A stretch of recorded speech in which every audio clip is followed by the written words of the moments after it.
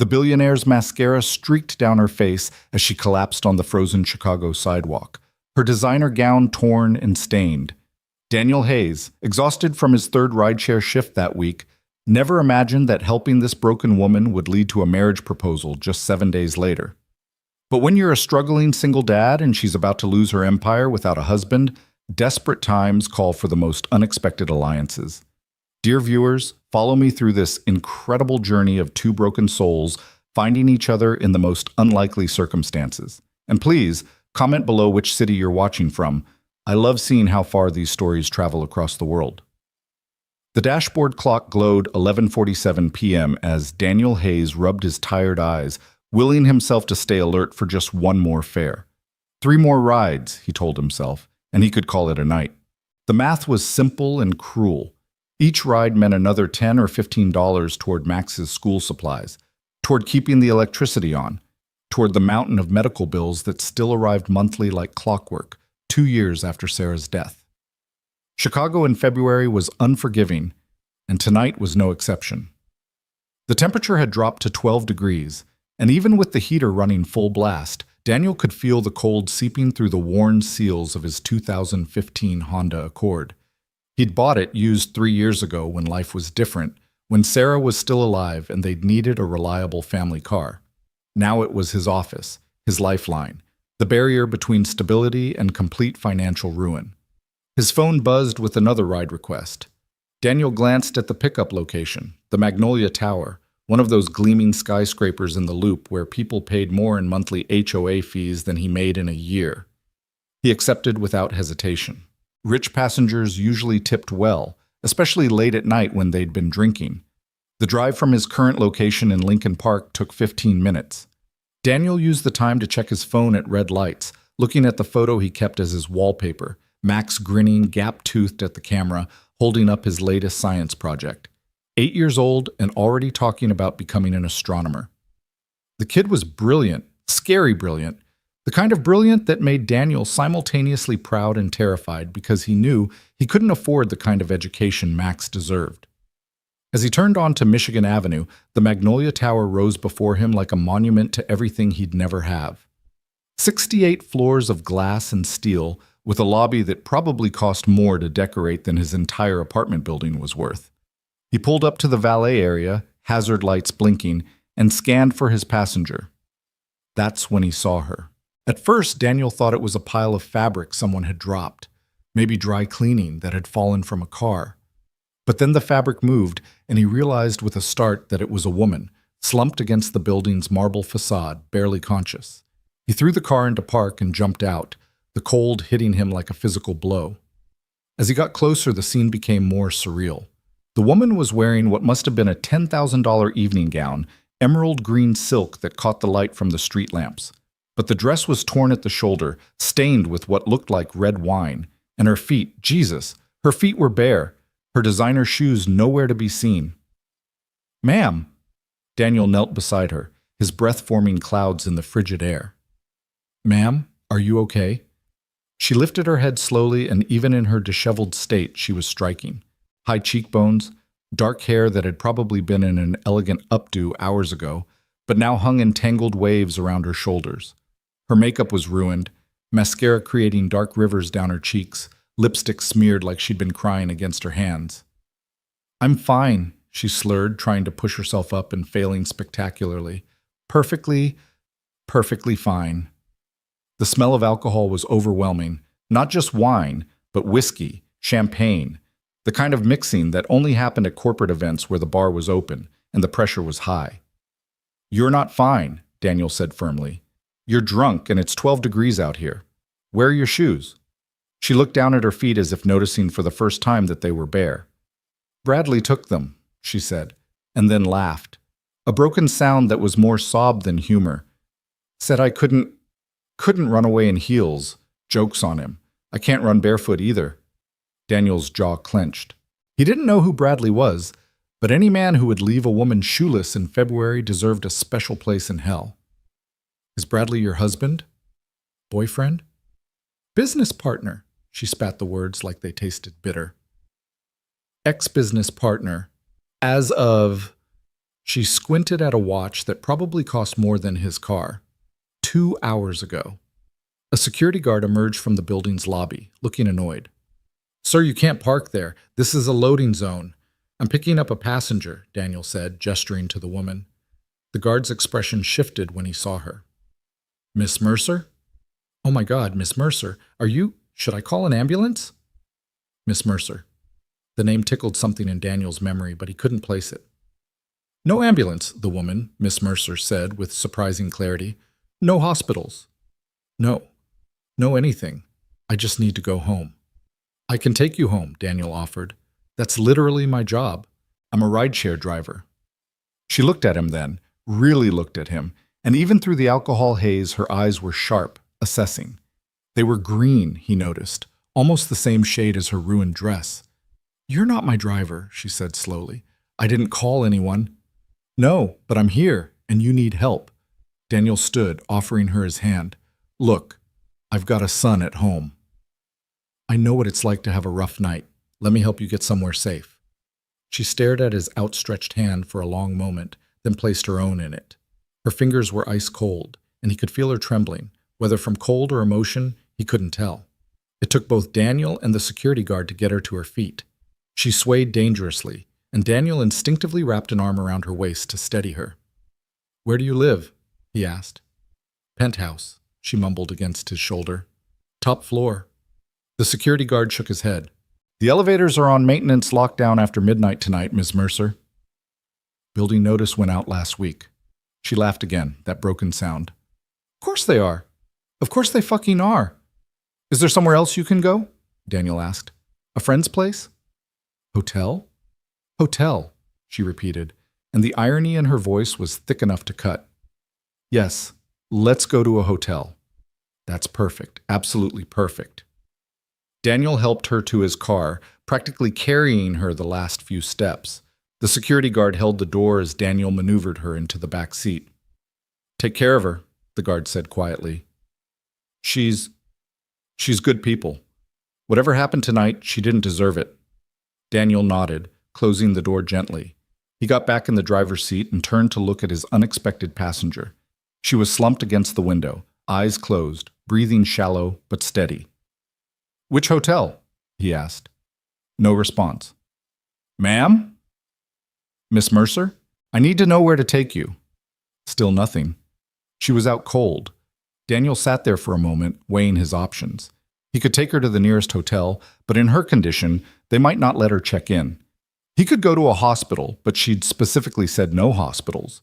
He could call the police, but that felt like a betrayal of the trust she'd shown by getting in his car. His phone buzzed. A text from his neighbor, Mrs. Chen. "Max is asleep. I can stay until 1 a.m. but need to leave for my shift after that." Shit. He had 45 minutes to figure this out and get home. Making a decision he'd probably regret, Daniel started driving toward his apartment in Humboldt Park. It wasn't the best neighborhood, certainly nothing like wherever Ms. Mercer probably lived, but it was safe enough. He'd let her sleep it off on his couch, and in the morning, when she was sober, he'd drive her wherever she needed to go. The 20-minute drive felt like an hour. Every red light, he checked the rearview mirror, making sure she was still breathing. She'd started snoring softly somewhere around Division Street, and the sound was oddly reassuring. His building was a converted 3-flat from the 1920s, brick and sturdy, but showing its age. The front steps were salted but still treacherous with patches of ice. Daniel parked in his usual spot, the one with the broken streetlight that nobody else wanted, and came around to the back door. "Miss Mercer?" He touched her shoulder gently. "We're here. I need you to wake up enough to walk." She stirred, blinking owlishly. "Where?" "My place, just for tonight. You can sleep it off and figure things out in the morning." She should have been alarmed, should have questioned why a strange man was taking her to his apartment. Instead, she just nodded and held out her arms like a child wanting to be picked up. Daniel half carried her up the 3 flights of stairs, grateful that most of his neighbors worked night shifts and wouldn't be around to see this. The last thing he needed was gossip about bringing home a drunk woman in a torn evening gown. Mrs. Chen was sitting on his couch, knitting and watching a Korean drama on her tablet with subtitles. She looked up when Daniel entered, her eyes widening at the sight of his companion. "This is a friend," Daniel said quickly. "She needed help." "Is Max—" "Sound asleep," Mrs. Chen assured him, gathering her things with the efficiency of someone who'd raised 4 kids of her own. "I gave him dinner and helped with his homework." "That boy, he's too smart for his own good, asking me about black holes and event horizons." She paused at the door, looking back at the semi-conscious woman Daniel was supporting. "You be careful, Daniel." "I'm just helping," he said. "That's all." Mrs. Chen's expression said she wasn't entirely convinced, but she left without further comment. Daniel's apartment was small but clean. He made sure of that for Max's sake. 2 bedrooms, 1 bathroom, a combined living room and kitchen that served as the heart of their little home. The walls were covered with Max's drawings and school awards, star charts and NASA posters. He deposited Ms. Mercer on the couch, which had seen better days but was still comfortable. She curled up immediately, pulling her knees to her chest, the expensive fabric of her dress pooling around her like liquid emerald. Daniel grabbed a blanket from the closet and draped it over her, then went to the kitchen to fill a glass with water. He found the bottle of aspirin in the cabinet above the sink and shook out 3 tablets, leaving them on the coffee table with the water where she'd see them when she woke up. He should have left it at that. Should have gone to bed and dealt with the situation in the morning. But something made him pause, looking down at her. Even passed out drunk, there was something dignified about her, something that suggested she wasn't used to being vulnerable. The tear tracks on her face had dried, but he could see the pain etched in the lines around her eyes, the kind of pain that came from more than just a bad business meeting. Daniel knew that pain. He saw it in his own mirror every morning. On impulse, he went to his room and grabbed an old pair of Sarah's fuzzy socks from the drawer he still couldn't bring himself to clean out. Ms. Mercer's feet were purple with cold, and he carefully slipped the socks on, trying not to wake her. She stirred slightly, mumbling something that sounded like "thank you," but could have been anything. Daniel grabbed a pillow and a spare blanket for himself and settled into the armchair across from the couch. He'd sleep there tonight, just in case she woke up sick or confused. It wouldn't be the first night he'd slept in that chair. During Sarah's chemo, when she couldn't make it to the bedroom, he'd spent countless nights there, watching her sleep, praying for a miracle that never came. As he drifted off, he wondered who Ms. Mercer really was. What had happened to leave her so broken on that sidewalk? He wondered if she had anyone who cared that she hadn't come home, anyone who would worry. Morning came too soon, announced by Max's alarm clock at 6:30 a.m. Daniel jerked awake, his neck stiff from the awkward position. The couch was empty, the blanket folded neatly, the water glass empty. The only sign that Ms. Mercer had been there at all was a note written on the back of one of Max's school permission slips. "Thank you for your kindness. I'm sorry for the imposition." Oh.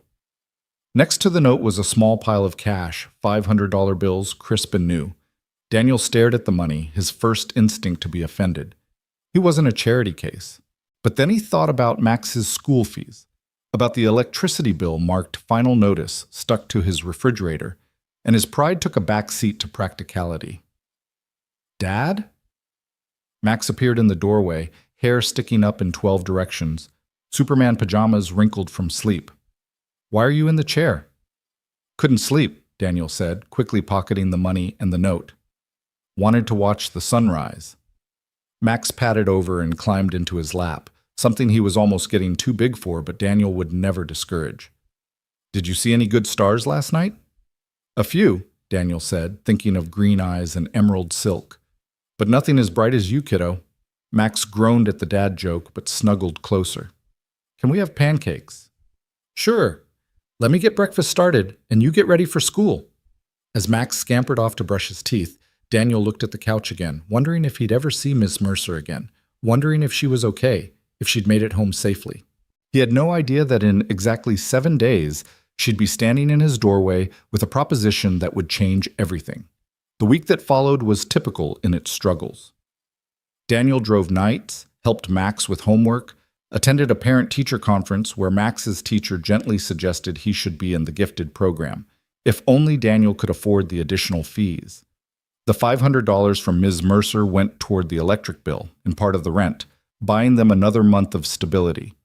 He'd almost forgotten about that strange night until Thursday evening, when he was preparing dinner and heard a knock at the door. Not a casual knock, but 3 precise raps that somehow conveyed both authority and hesitation. Max was at Mrs. Chen's for another hour. Daniel wiped his hands on a dish towel and opened the door. Miss Mercer stood in his hallway, but she looked nothing like the broken woman he'd helped 6 nights ago. This version was put together, polished, powerful. She wore a charcoal business suit that probably cost more than his car, her hair pulled back in a sleek chignon. The only thing that seemed the same were her eyes, that striking green, now clear and focused and desperate in a different way. "Mr. Hayes," she said, and he was surprised she knew his name. "We need to talk." "How did you find you?" "Your neighbor, Mrs. Chen. Lovely woman. Very protective of you, by the way. It took some convincing to get your name, and even more to get her to tell me when you'd be home alone." She paused, seeming to gather herself. "May I come in?" Daniel stepped aside, his mind racing. Why was she here? Had she left something? Was she upset about that night? She entered his apartment with the same assessing look she'd given him that night, taking in the modest furniture, the wall of Max's achievements, the general atmosphere of trying hard but barely making it. "Can I get you something to drink?" Daniel offered, falling back on basic hospitality. "Coffee? Water?" "Water would be fine," she said, settling onto the same couch where she'd slept 6 nights ago. Daniel filled a glass, the same glass he realized with a start, and handed it to her. She took a sip, and he noticed her hands were shaking slightly. "Mr. Hayes—" "Daniel Sutz," he corrected. "If you're going to show up at my apartment, we might as well use first names." A ghost of a smile crossed her lips. "Daniel, I'm Olivia Mercer." The name finally clicked. "Mercer Hotels. You're that Olivia Mercer, the one who was in Forbes last month." She nodded. "Among other publications. Though after this week I might be in them for very different reasons." Daniel sat in his armchair, the same one he'd slept in that night. "What happened? If you don't mind me asking." Olivia took another sip of water, clearly stalling. "Have you ever built something from nothing? Spent 15 years of your life creating something meaningful, only to have someone threaten to take it all away because you don't fit their narrow definition of stability?" "I can't say I have," Daniel admitted, "but I know what it's like to lose everything that matters." She looked at him sharply, and he saw her notice the photographs on the mantel. Him, Max, and Sarah at Navy Pier, Sarah's last good day before the cancer took over completely. "Your wife," she said. It wasn't a question. 2 years ago, cancer. "I'm sorry." "Thanks." Daniel leaned forward. "But you didn't come here to talk about my dead wife." "What's going on, Olivia?" She set down the glass and clasped her hands together, knuckles white with tension. "I need to ask you something, and I need you to hear me out completely before you say no." "Okay." "My company is facing a hostile takeover. The Bradley I mentioned that night, Bradley Morrison, he was my CFO. Was, until he decided to orchestrate a coup with our European investors. They claim I'm too much of a risk to lead the company. Unmarried, no children, too focused on work. They want someone with family values running Mercer Hotels." Daniel frowned. "That's bullshit, and probably illegal. It's dressed up in nicer language, of course. They talk about stability, long-term vision, someone who understands the family market. But what they mean is they want a man, or at least a woman who fits their June Cleaver fantasy. So sue them. With what money? They've frozen my assets pending a board review. I have 7 days to present a stability plan that satisfies their concerns, or they vote me out of my own company." She took a breath. "Which brings me to why I'm here." Daniel felt a strange tingling in his spine, like standing too close to the edge of a cliff. "Olivia, I need a husband," she said quickly, like ripping off a Band-Aid. "Within the week. Someone respectable, responsible, someone who makes me look stable and family-oriented, someone they can't find dirt on or pay off." Daniel stood up so fast the chair rocked. "You're asking me to marry you? Are you insane?" "Quite possibly," she admitted. But I'm also desperate. Daniel, you saved me that night, not just from freezing to death, but from making what would have been a very public mistake. I was going to go back in there, to that party, and tell them all exactly what I thought of them. It would have been career suicide. So you think you owe me something? The 500 covered any debt. This isn't about debt, Olivia interrupted. This is about mutual benefit. I've done my research on you, Daniel Hayes. Single father, widower, working 3 jobs to keep your son in school. Your son, Max, tested in the 99th percentile on his cognitive assessments. He should be in advanced programs, getting the education his mind needs. But you can't afford it. Daniel's hands clenched. Don't bring my son into this. I'm bringing reality into this, Olivia said firmly. You're drowning, Daniel. Maybe not today, maybe not tomorrow, but soon. 1 missed payment, 1 sick day, 1 car repair, and your whole house of cards collapses. I'm offering you a life raft. In exchange for what? Pretending to love you? In exchange for a business arrangement. 1 year of marriage. You help me save my company. I ensure Max gets the best education money can buy. Private school, tutors, college fund, everything. Daniel laughed, but there was no humor in it. You think you can just buy a family? I think I can make a mutually beneficial arrangement that helps us both. She stood, pulling a folder from her bag. This is a contract. Everything spelled out clearly. Responsibilities, expectations, compensation. It's more than fair. Compensation, Daniel repeated. You want to pay me to be your husband. I want to ensure you're taken care of for the inconvenience. Inconvenience? Lady, you're talking about marriage, sacred vows. Till death do us part. Olivia's expression hardened. I'm talking about survival. Mine and, whether you want to admit it or not, yours too. She set the folder on his coffee table. Read it. Think about it. But I need an answer by tomorrow night. The board meeting is Monday. She headed for the door, then paused. That night, when you found me, I was at my lowest point. You didn't judge, you didn't take advantage, you just helped. That's why I'm asking you, Daniel, because I think you're one of the few genuinely good people left in this world, and good people deserve good things to happen to them. After she left, Daniel stood in his tiny kitchen, staring at the folder like it might bite him. Part of him wanted to throw it away without looking, to pretend this insane conversation had never happened. But the other part, the part that had spent 2 hours last night calculating whether he could afford to fix the car's heating system, made him open it. The contract was thorough, frighteningly thorough. It covered everything from living arrangements, separate bedrooms, to public appearances, minimum of 2 per month, to what would happen if either party wanted out early, significant financial penalties for her, none for him. The compensation section made his eyes water. Not just Max's education, but health insurance, life insurance, a salary that was more than he made in a year driving rideshare. All legal, all above board, all designed to look like a legitimate marriage to the outside world while being a business arrangement in private. Dad. Daniel jumped. Max stood in the doorway, backpack still on, looking curious. Hey, buddy. How was Mrs. Chen's? Good. We made dumplings. Max came closer, eyeing the folder. What's that? Just some paperwork, Daniel said, closing it quickly. Grown-up stuff. Boring. Max didn't look convinced, but he let it go. Can we look at the stars tonight? Mr. Peterson said the International Space Station will be visible at 8:47. Sure thing, Daniel promised, ruffling his son's hair. Homework first, though. As Max settled at the kitchen table with his assignments, Daniel watched him work, pencil flying across the page, that brilliant mind tackling problems that would have stumped kids twice his age. He thought about the gifted program Max couldn't attend, the science camps he couldn't afford, the opportunities slipping away day by day. He thought about Sarah, what she would want for their son. She'd been the practical one, the planner.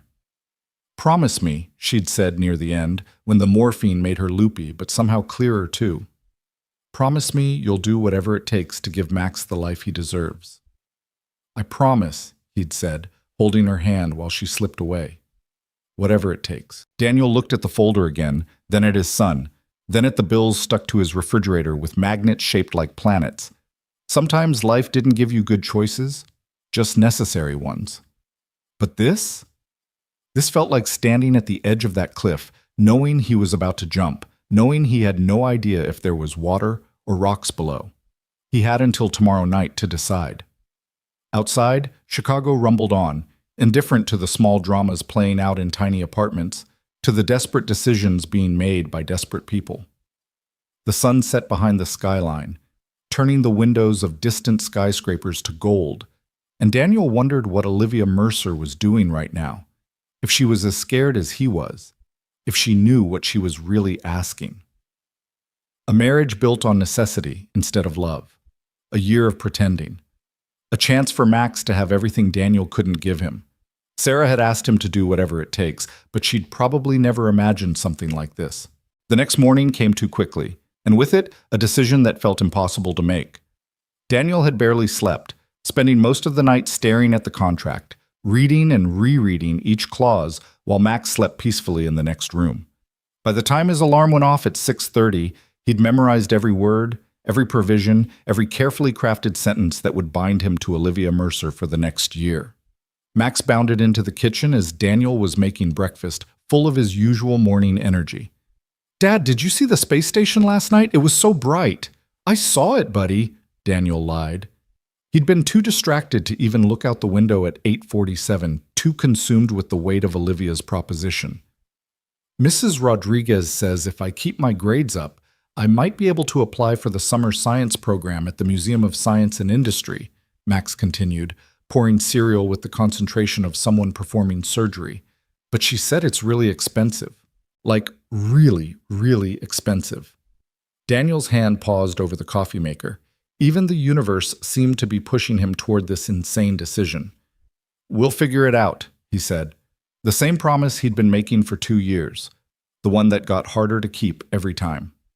After dropping Max at school, Daniel sat in his car in the parking lot, phone in hand. He'd found Olivia's business card tucked into the contract folder.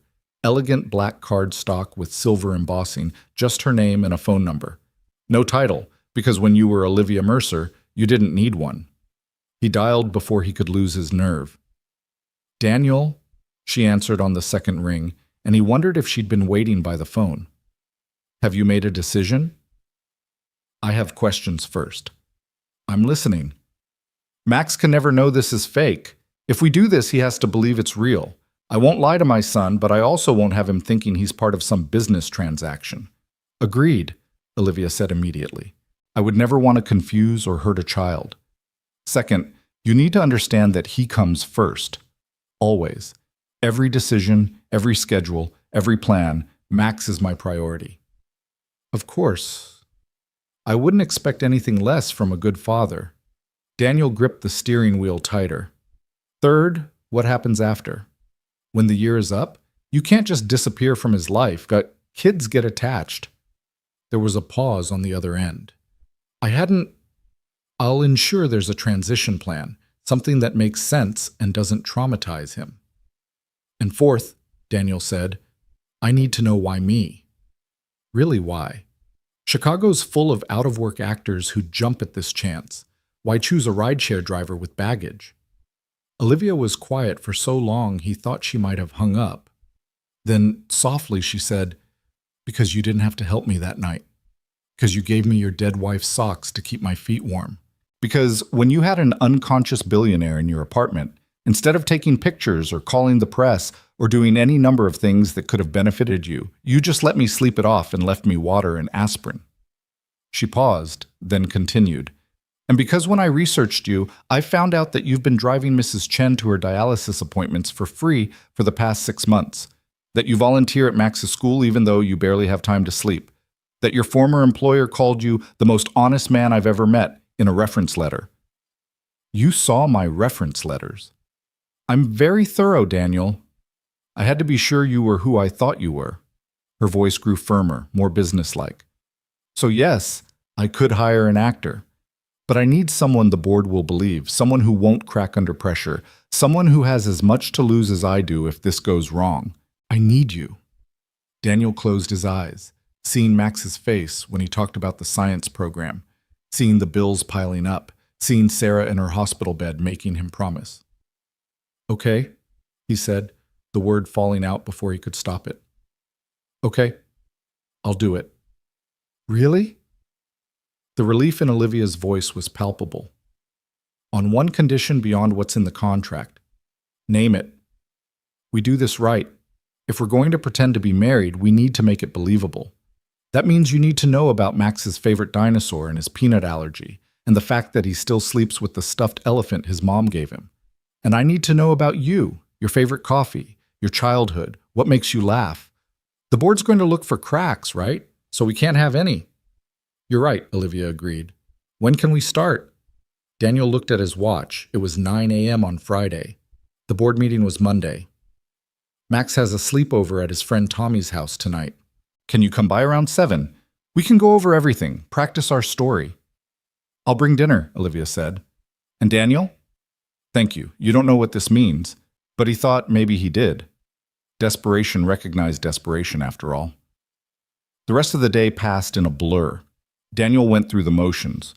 Grocery shopping, laundry, cleaning the apartment. But his mind was elsewhere, trying to process what he'd just agreed to. He was going to marry Olivia Mercer. In less than 72 hours, he was going to stand in front of someone and pledge his life to a woman he'd known for exactly 1 week. Sarah would either laugh or cry. Maybe both. When he picked Max up from school, his son was buzzing with excitement about the sleepover. Tommy's mom said we could make pizza and watch movies and stay up until 10. 10, Dad? That's so late. Daniel smiled, remembering when 10 o'clock had seemed impossibly late to him, too. That sounds amazing, buddy. You got your overnight bag packed? Yeah, I put in extra underwear like you always say, and my toothbrush, and Mr. Elephant, but I hid him in the bottom so Tommy won't see. Smart thinking. After dropping Max off with multiple hugs and promises to pick him up in the morning, Daniel returned to his apartment to find Olivia already there, standing in the hallway with 2 large bags of what smelled like Chinese food.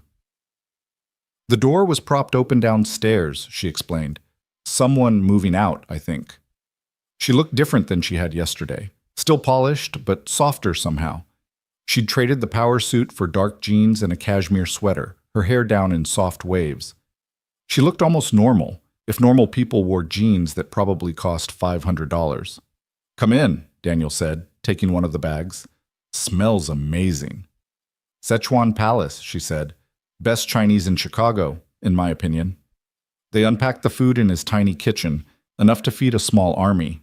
Kung Pao chicken, beef, and broccoli, spring rolls, fried rice, lo mein, and half a dozen other containers. I didn't know what you liked, Olivia admitted, seeming almost embarrassed by the excess. I like food, Daniel said, grabbing plates. This is perfect. They sat at his small dining table, the same one where Max did his homework, and for a moment neither spoke. The awkwardness was palpable, 2 strangers about to embark on the most intimate of charades. So, Daniel finally said, serving himself some rice, tell me about Olivia Mercer. The real one, not the Forbes version. Olivia picked up a spring roll, considering. What do you want to know? Everything. Start from the beginning. Where did you grow up? Boston, Beacon Hill. My parents were both lawyers, corporate law, the soul-sucking kind. They wanted me to follow in their footsteps, had my whole life mapped out.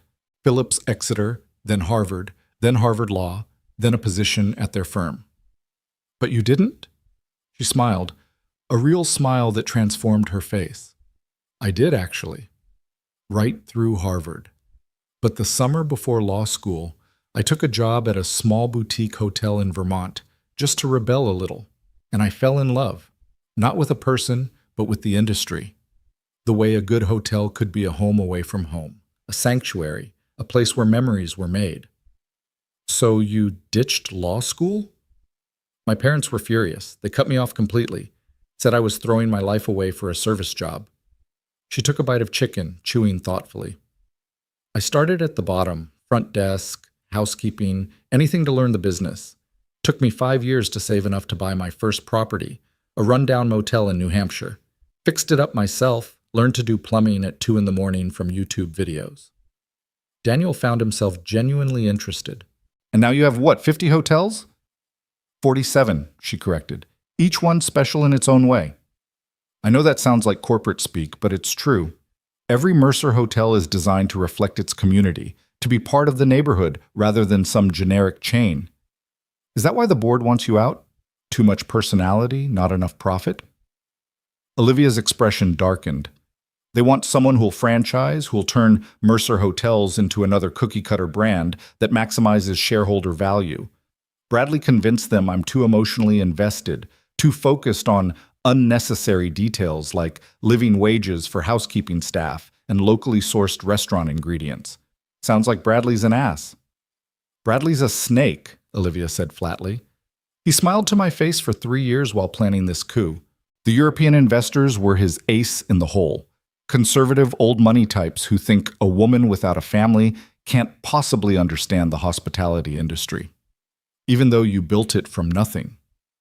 Especially because I built it from nothing. It threatens them, the idea that someone like me could succeed without their approval, without following their rules. They ate in comfortable silence for a moment, then Olivia turned the tables. Your turn. Tell me about Daniel Hayes. Daniel set down his fork. Not much to tell. Grew up here in Chicago, South Side. Parents were good people. Dad worked construction. Mom was a teacher. They died in a car accident when I was 22. I'm sorry. It was a long time ago.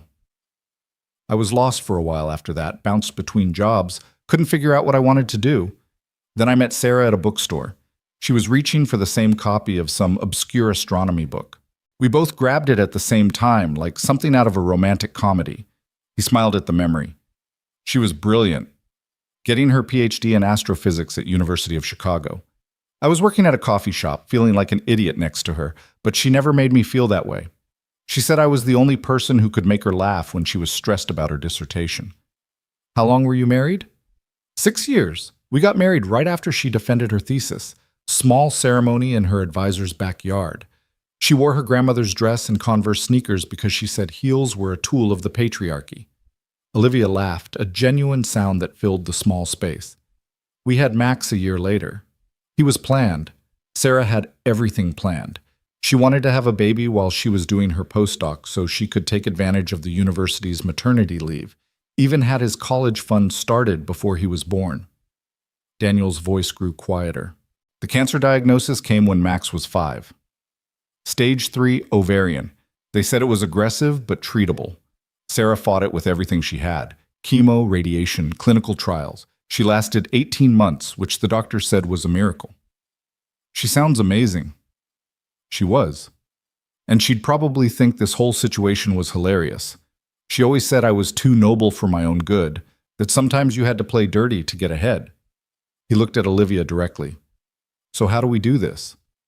How do we convince your board that we're madly in love? Olivia pulled out an iPad.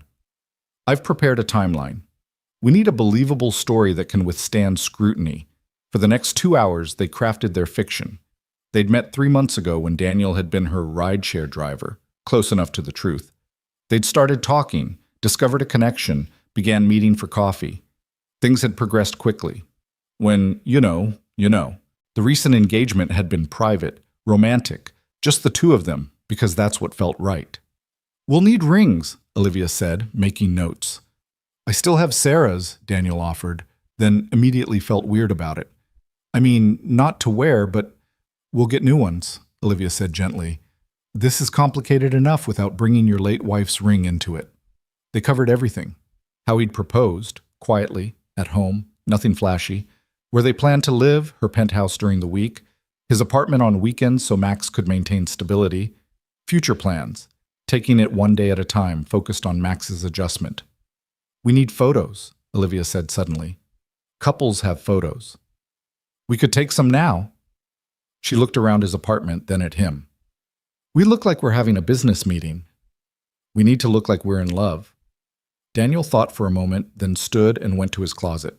He came back with a bottle of wine. A nice one, something Sarah's colleagues had given them that they'd been saving for a special occasion that never came. Liquid courage? He suggested. Olivia smiled. God, yes. 2 glasses of wine later, they were both more relaxed. Olivia had kicked off her designer boots and was sitting cross-legged on his couch, looking through Max's photo album and asking questions about each picture. He really loves space, doesn't he? She said, noting the consistent theme. Gets it from his mom. Sarah used to take him to the Adler Planetarium every weekend. He knows more about the solar system than most adults. I could get him an internship there, Olivia said thoughtfully. I know the director. You can't buy his affection, Daniel warned. I'm not trying to. I want him to like me. Is that stupid? Daniel looked at her, really looked at her. In the soft light of his living room, slightly buzzed from wine, she looked vulnerable in a way that had nothing to do with business deals or hostile takeovers. It's not stupid. But Max doesn't care about internships or connections. He cares about people who listen when he talks about black holes, who don't get impatient when he explains something for the 10th time, who remember that he hates tomatoes but loves tomato sauce. Noted, Olivia said seriously, like she was mentally filing it away. They took photos with Daniel's phone, selfies on the couch, Olivia laughing at something he said, him looking at her with what he hoped passed for adoration. After a few attempts, they started to look natural, comfortable even. We need a kissing photo, Olivia said, and the temperature in the room seemed to shift. Do we? Couples have kissing photos, Daniel. The board will expect to see evidence of physical affection. She was right, of course. But knowing that didn't make it less awkward when she leaned in, when he could smell her perfume, something expensive and subtle, when her hand touched his cheek to angle his face toward the camera. Ready? She asked, and he nodded, not trusting his voice. The kiss was supposed to be quick, just for the photo, but her lips were softer than expected, and she made a small sound of surprise that made him deepen it instinctively, his hand coming up to tangle in her hair. For a moment, just a moment, it felt real. Then his phone clicked, the photo taken, and they pulled apart. That was... Olivia started, then stopped, her cheeks flushed. Yeah, Daniel agreed, not sure what he was agreeing to. They both looked at the phone. The photo was perfect, intimate, genuine, the kind of photo real couples had. No one would question it. We should practice, Olivia said suddenly. Physical affection, I mean. If we're awkward in public, people will notice. You're right, Daniel said, even though every part of him was screaming that this was a bad idea. We need to be comfortable with each other. So they practiced. Holding hands while they cleaned up dinner, Olivia leaning against him while they watched TV, his arm around her shoulders. Small touches that couples did without thinking but felt monumental between two strangers playing pretend. By the time Olivia left at midnight, they'd established a routine, a rhythm that almost felt natural. Tomorrow, we get the rings, she said at the door. And Sunday, we get married. Sunday? Daniel nearly choked. The board meeting is Monday. When else would we do it? We need the marriage certificate to be real. She was right. Of course she was right. But Sunday was in 36 hours. City Hall is closed on Sundays, he pointed out. I have a judge who owes me a favor. He'll do it privately, make it official. You have judges who owe you favors? I have a lot of people who owe me favors, Daniel. That's how I built my empire. She paused, looking up at him. Are you sure about this? Once we sign those papers, there's no going back. At least not for a year. Daniel thought about Max, about promises made to dying wives, about the stack of bills that never seemed to get smaller, no matter how many hours he worked. I'm sure, he lied. Olivia nodded, then surprised him by rising up on her toes and kissing his cheek. Thank you, she whispered. I know this is insane. I know I'm asking too much. But thank you. After she left, Daniel stood in his apartment that still smelled like Chinese food and expensive perfume, wondering what Sarah would say if she could see him now. He touched his cheek where Olivia had kissed it, then his lips where they'd kissed for the photo, and tried not to think about how long it had been since someone had touched him with anything approaching tenderness. Saturday morning came with Max calling at 7 a.m., begging to stay at Tommy's for a few more hours. They were building a fort, apparently, and it wasn't done yet. Daniel agreed, grateful for the extra time to process everything. Olivia picked him up at noon in a car that cost more than most people's houses, a black Mercedes that purred like a well-fed cat. She was wearing sunglasses and had her hair pulled back, looking every inch the billionaire she was. Ready to go ring shopping? She asked, and the casualness of the question belied its weight. The jewelry store she took him to wasn't Tiffany or Cartier. It was a small, discreet place in Lincoln Park that apparently specialized in custom pieces for people who didn't want their purchases ending up in society columns. Miss Mercer, the owner, an elderly man with knowing eyes, greeted them. I have several selections based on your specifications. He led them to a private room where velvet boxes waited like expensive promises.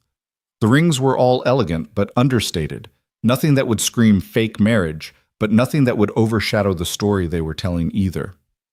This one, Olivia said, pointing to a simple platinum band with a single diamond surrounded by smaller ones. It looks like something you'd choose, classic, meaningful, not trying too hard.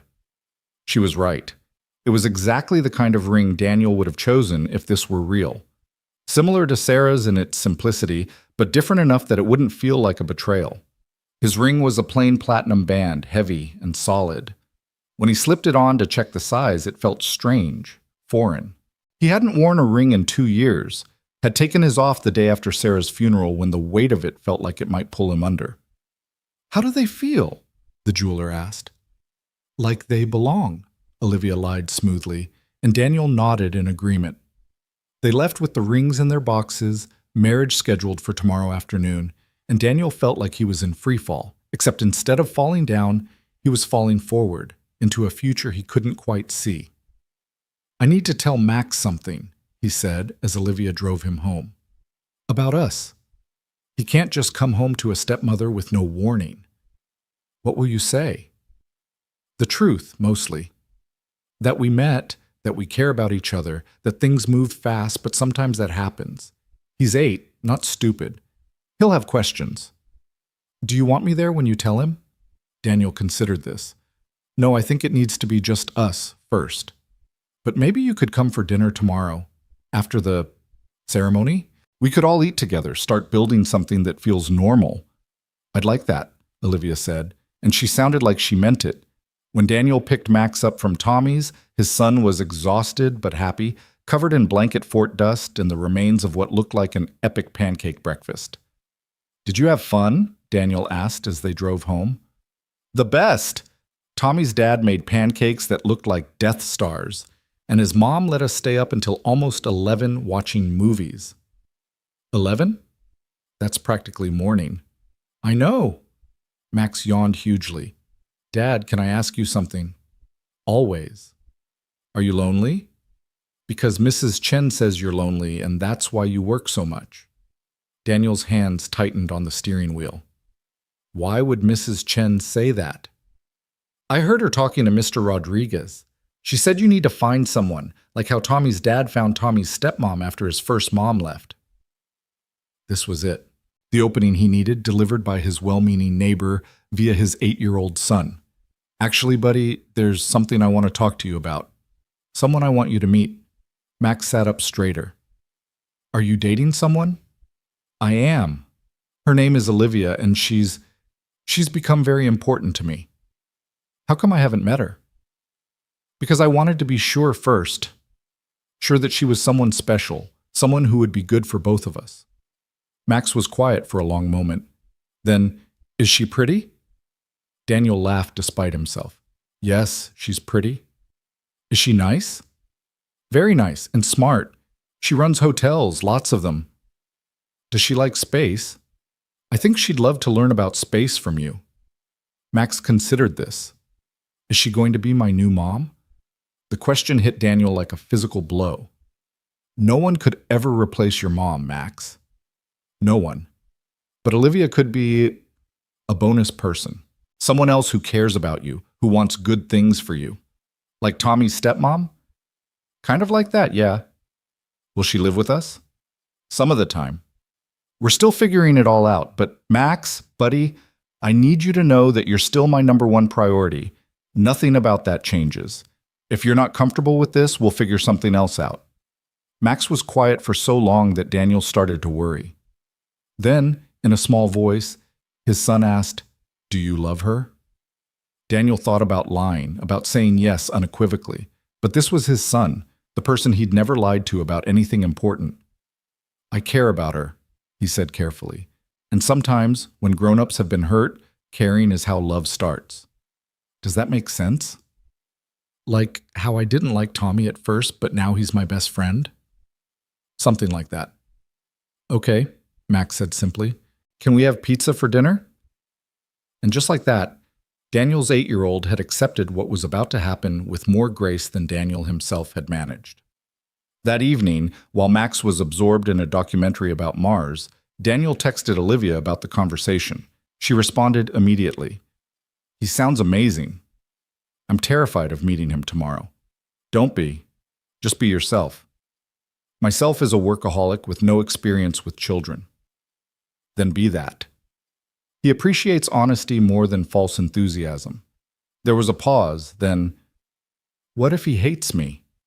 Daniel looked at his son, curled up on the couch with his stuffed elephant barely hidden under a throw pillow, completely absorbed in learning about Martian soil composition. He won't. Just remember the tomato thing. Sunday arrived gray and cold with the kind of wind that cut through even the warmest coat. Daniel dressed carefully in his only suit, the one he'd worn to Sarah's funeral, though he tried not to think about that. Max was at Mrs. Chen's for the afternoon, bribed with the promise of her homemade cookies and cartoons. Olivia picked him up at 2 o'clock, and she looked radiant wasn't the right word. She looked determined, like a general preparing for battle. She wore a cream-colored dress, simple but elegant, with her grandmother's pearl necklace, something old, she explained, trying to bring some tradition to their untraditional union. The judges' chambers were in a brownstone in Hyde Park, book-lined and smelling of leather and old paper. Judge Harrison was a distinguished black man in his 60s who greeted Olivia with genuine warmth. I never thought I'd see the day, he said, shaking Daniel's hand. Olivia Mercer, getting married. And in such a rush, too. When you know, Olivia said, threading her arm through Daniel's. The ceremony was brief, clinical almost. They stood before the judge's desk while he read the traditional vows, though nothing about this was traditional. Daniel's hands shook as he slipped the ring onto Olivia's finger. Hers were steadier, but he could feel her pulse racing when she held his hand. Do you, Daniel James Hayes, take Olivia Catherine Mercer to be your lawfully wedded wife?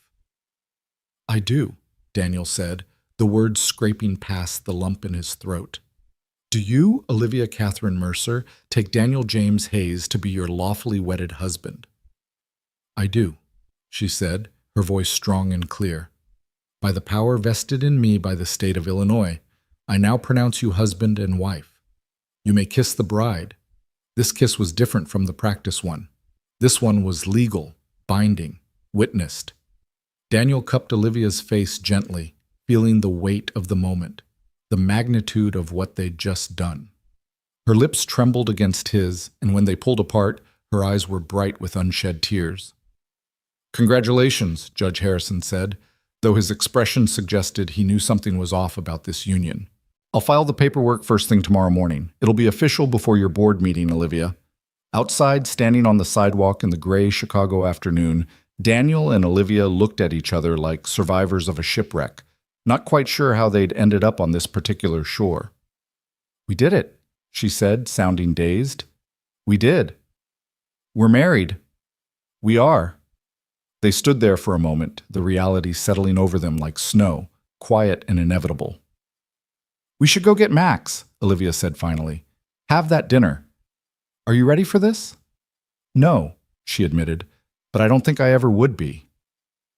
They drove to Daniel's apartment first to drop off his car, then to Mrs. Chen's to collect Max. Daniel's neighbor took one look at them standing together and raised an eyebrow that said she knew something was up, but wouldn't ask questions in front of the boy. Max, Daniel said, this is Olivia. Max looked up at her with those serious eyes that were so much like Sarah's, assessing. Olivia, to her credit, didn't try too hard. She simply offered her hand for a shake. Hi, Max. Your dad's told me a lot about you. I hear you're interested in astronomy. Astrophysics, actually, Max corrected. Astronomy is just looking at stars. Astrophysics is understanding them. My mistake, Olivia said seriously. I'd love to learn the difference if you're willing to teach me. Max considered this. Do you know what a black hole is? A region of space where gravity is so strong that nothing can escape? That's the simple version, Max said, but Daniel could see he was impressed. There's actually a lot more to it. Like, Did you know there's a supermassive black hole at the center of every galaxy? I didn't know that, Olivia said, and whether she did or didn't, she sounded genuinely interested. How massive is supermassive? And just like that, Max was off, explaining event horizons and singularities while they walked to the restaurant Olivia had chosen. A family place.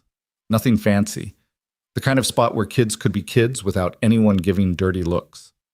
Dinner was surprisingly easy. Max dominated the conversation, testing Olivia with increasingly complex space facts, and she kept up admirably, asking questions that showed she was actually listening. When Max mentioned the summer science program at the museum, Olivia didn't offer to pay for it or mention her connection to the director. She just said it sounded amazing and asked what he hoped to learn there. "You're different than I thought you'd be," Max announced as they waited for dessert. "Different how?" Olivia asked. "Dad said you run hotels. I thought you'd be all fancy and boring, but you're only a little fancy." "Only a little?" Olivia laughed, and it was genuine, warm. "I'll take that as a compliment." "Are you going to marry my dad?" Daniel choked on his water. They hadn't discussed how to handle this, when to tell Max about the marriage that had already happened. Olivia looked at Daniel, then back at Max. "Would that be okay with you?" "If I did?" Max shrugged, but Daniel could see him thinking hard. "I guess. As long as things don't get weird." "Weird how?" "Like Tommy's house got weird when his stepmom moved in. Suddenly he had to eat vegetables at every meal and couldn't watch TV after 7. "I don't care about vegetables," Olivia said solemnly, "and I barely know how to operate a TV." "Really?" "Really. I mostly just work. Your dad's helping me learn how to do other things, fun things." "Like what?" "Well, tonight he's teaching me how to have dinner with the world's foremost 8-year-old astrophysicist." Max giggled, actually giggled, and Daniel felt something in his chest loosen just a fraction. After dinner, they went back to Daniel's apartment. Max showed Olivia his room, his telescope, his collection of NASA mission patches. She asked about each one, and when Max offered to let her look through the telescope at the moon, she accepted with what seemed like genuine enthusiasm. "The moon's in its waxing gibbous phase," Max explained, adjusting the eyepiece for her. "See the dark parts? Those are called Maria, which means seas in Latin, but they're not really seas, they're volcanic plains." "It's beautiful," Olivia said softly. And when she pulled back from the telescope, Daniel saw wonder on her face. "I've never really looked at it before. Not like this." "Most people don't," Max said matter-of-factly. "They're too busy looking at their phones." By the time Olivia left, Max had extracted a promise that she'd come back Tuesday night for the lunar eclipse, and that she'd bring Chinese food from that place with the good spring rolls Dad always talks about but says is too expensive. "So?" Daniel asked after Max had gone to bed. They stood at his door, Olivia gathering her coat and purse. "So what?" "How do you think it went?" "I think your son is extraordinary," she said, "and I think I'm in way over my head. Join the club." She smiled, small and tired. "We're really doing this." "We really are. Tomorrow's the board meeting. You ready?" "I have to be." She touched the ring on her finger, twisting it nervously. "Daniel, what if they see through it? What if they know? Then we deal with it. Together. That's what married people do, right?" She looked at him for a long moment, something unreadable in her green eyes, then stood on her tiptoes and kissed his cheek, just like she had 2 nights ago. "Thank you," she whispered, and then she was gone, leaving Daniel standing in his doorway wearing a wedding ring that still felt foreign on his finger. Monday morning arrived with all the subtlety of a freight train. Daniel woke at 5 a.m., unable to sleep, his mind racing with everything that could go wrong. The board meeting was at 9 a.m. By lunch, they'd know if their hasty marriage had been convincing enough to save Olivia's company. He made Max breakfast, pancakes shaped like planets, or at least circular enough to pass for planets, and tried to act normal while his son chattered about the lunar eclipse and how Olivia had promised to bring her laptop so they could watch NASA's live feed while also observing through the telescope. "I like her," Max announced suddenly, syrup dripping from his fork. "She's weird, but good weird." "Weird how?" Daniel asked, trying to keep his voice casual. "She doesn't pretend to know stuff she doesn't know. Most adults do that. When I was explaining about tidal forces, she actually admitted she didn't understand and asked me to explain it again slower. Max paused, considering. And she smells nice. Like Mom's library. Daniel's heart clenched. Sarah's library, what they'd called her home office, had smelled of old books and vanilla candles. He hadn't noticed that about Olivia, but then again, 8-year-olds notice things adults missed. After dropping Max at school, Daniel drove downtown to the Mercer Hotel's headquarters. Olivia had asked him to be there, said the board would want to meet him, to verify their story. He'd worn his good suit again, had even gotten a haircut yesterday afternoon while Max was at Tommy's. Looking in the rearview mirror, he hardly recognized himself. He looked like someone who might actually belong in Olivia Mercer's world. The building was intimidating, all glass and steel reaching toward the sky. The lobby was marble and modern art, with a security desk that looked more like a command center. Daniel gave his name to the guard, who checked a list, made a call, then handed him a visitor badge with his photo already on it. They'd pulled it from somewhere, probably the background check Olivia had run. 32nd floor, Mr. Hayes, express elevator on your left. Miss Mercer is expecting you. The elevator ride made his ears pop. When the doors opened, he stepped into a world of hushed conversations and expensive suits. The reception area was all clean lines and fresh flowers, with a view of the city that made him dizzy. Mr. Hayes? A young woman appeared at his elbow, tablet in hand, wearing the kind of professionally pleasant expression that gave nothing away. I'm Jennifer, Ms. Mercer's assistant. She's in the boardroom, but she asked me to bring you to her office to wait. Olivia's office was exactly what he'd expected. Spacious, elegant, with floor-to-ceiling windows and a desk that probably cost more than his annual income. What he hadn't expected were the personal touches. A photo of her parents, stiff-looking people in formal wear, a collection of small hotel figurines on a shelf, clearly collected over years, and surprisingly, already on her desk, the photo they'd taken Friday night, the two of them on his couch, looking like they were genuinely in love. She put that there this morning, Jennifer said, noticing his attention. First personal photo she's ever displayed. The board members definitely noticed. Before Daniel could respond, the door burst open and Olivia strode in, her face flushed with anger or adrenaline or both. 20-minute recess, she announced. Bradley's trying to paint me as emotionally unstable. He brought up the night you found me. She looked at Daniel, and he could see the panic beneath her composed exterior. Someone saw us. There's security footage of you helping me to your car. That's not necessarily bad, Daniel said, moving to her without thinking, his hands on her shoulders. We can use it. You were having a bad night. I helped you. It's how we met. It's romantic, not unstable. Jennifer cleared her throat. The board is asking to meet Mr. Hayes. Bradley's implying he's, not who you say he is. What's he saying? Olivia demanded. That Daniel's an opportunist. That you're paying him. He somehow found out about the $500 you left at his apartment. Olivia's hands clenched into fists. That son of a... Hey, Daniel interrupted. Let them meet me. I've got nothing to hide. Daniel, you don't understand. These people are sharks. They'll tear you apart looking for blood.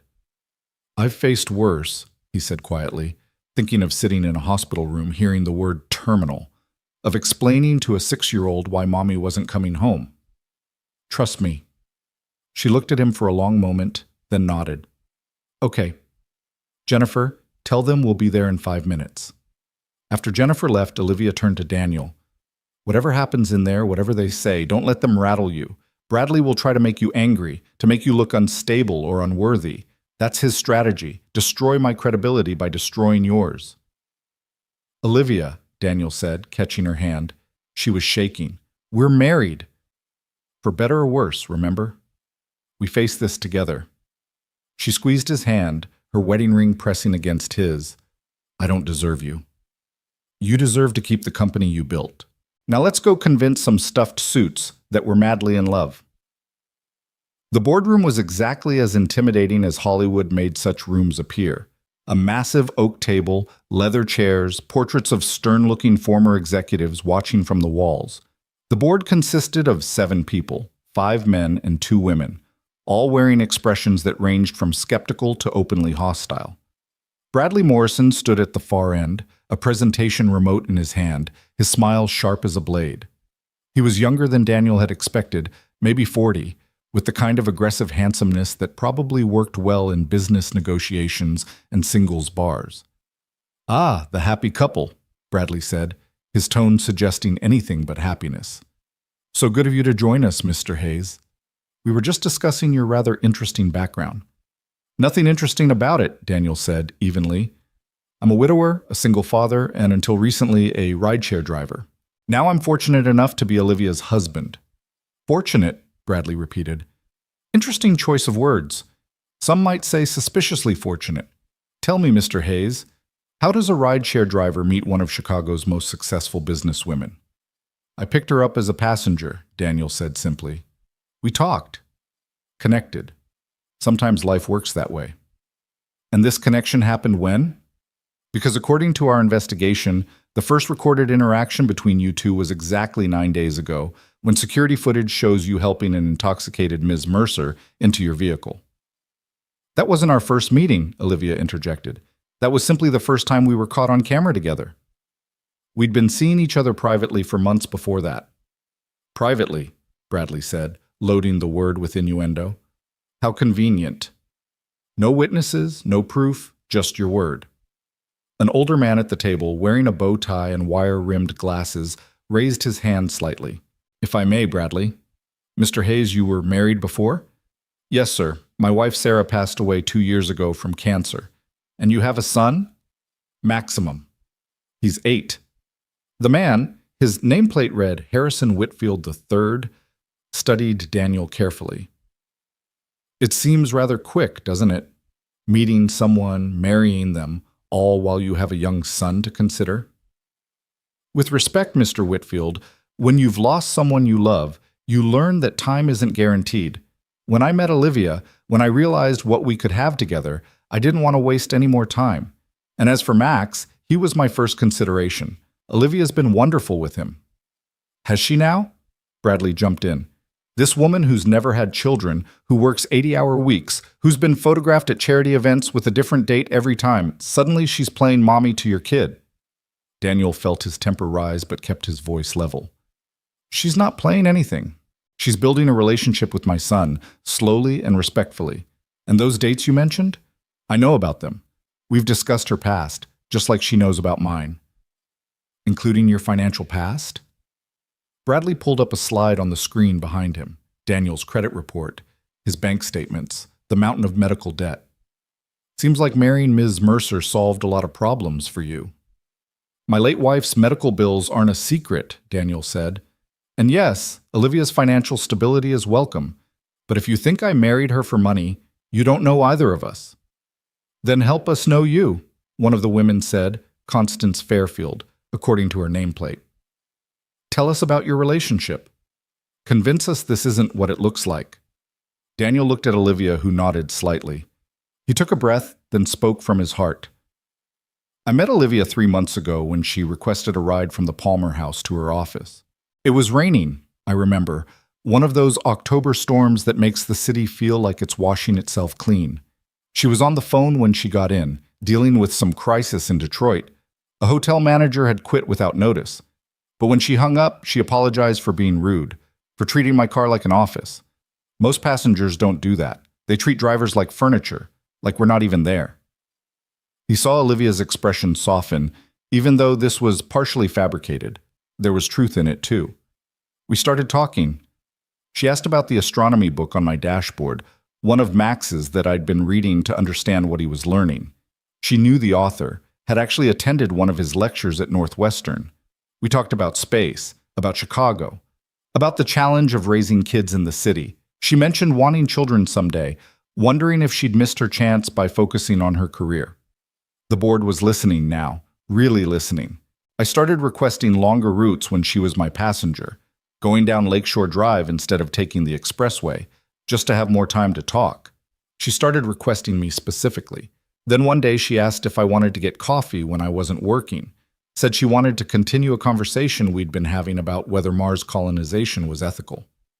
And you believed a woman of Ms. Mercer's stature wanted to have coffee with a ride-share driver, Bradley interrupted. I believed a lonely woman wanted to have coffee with someone who saw her as a person, not a bank account or a business opportunity, Daniel shot back. Someone who didn't want anything from her except her company. That night you helped her, Whitfield said.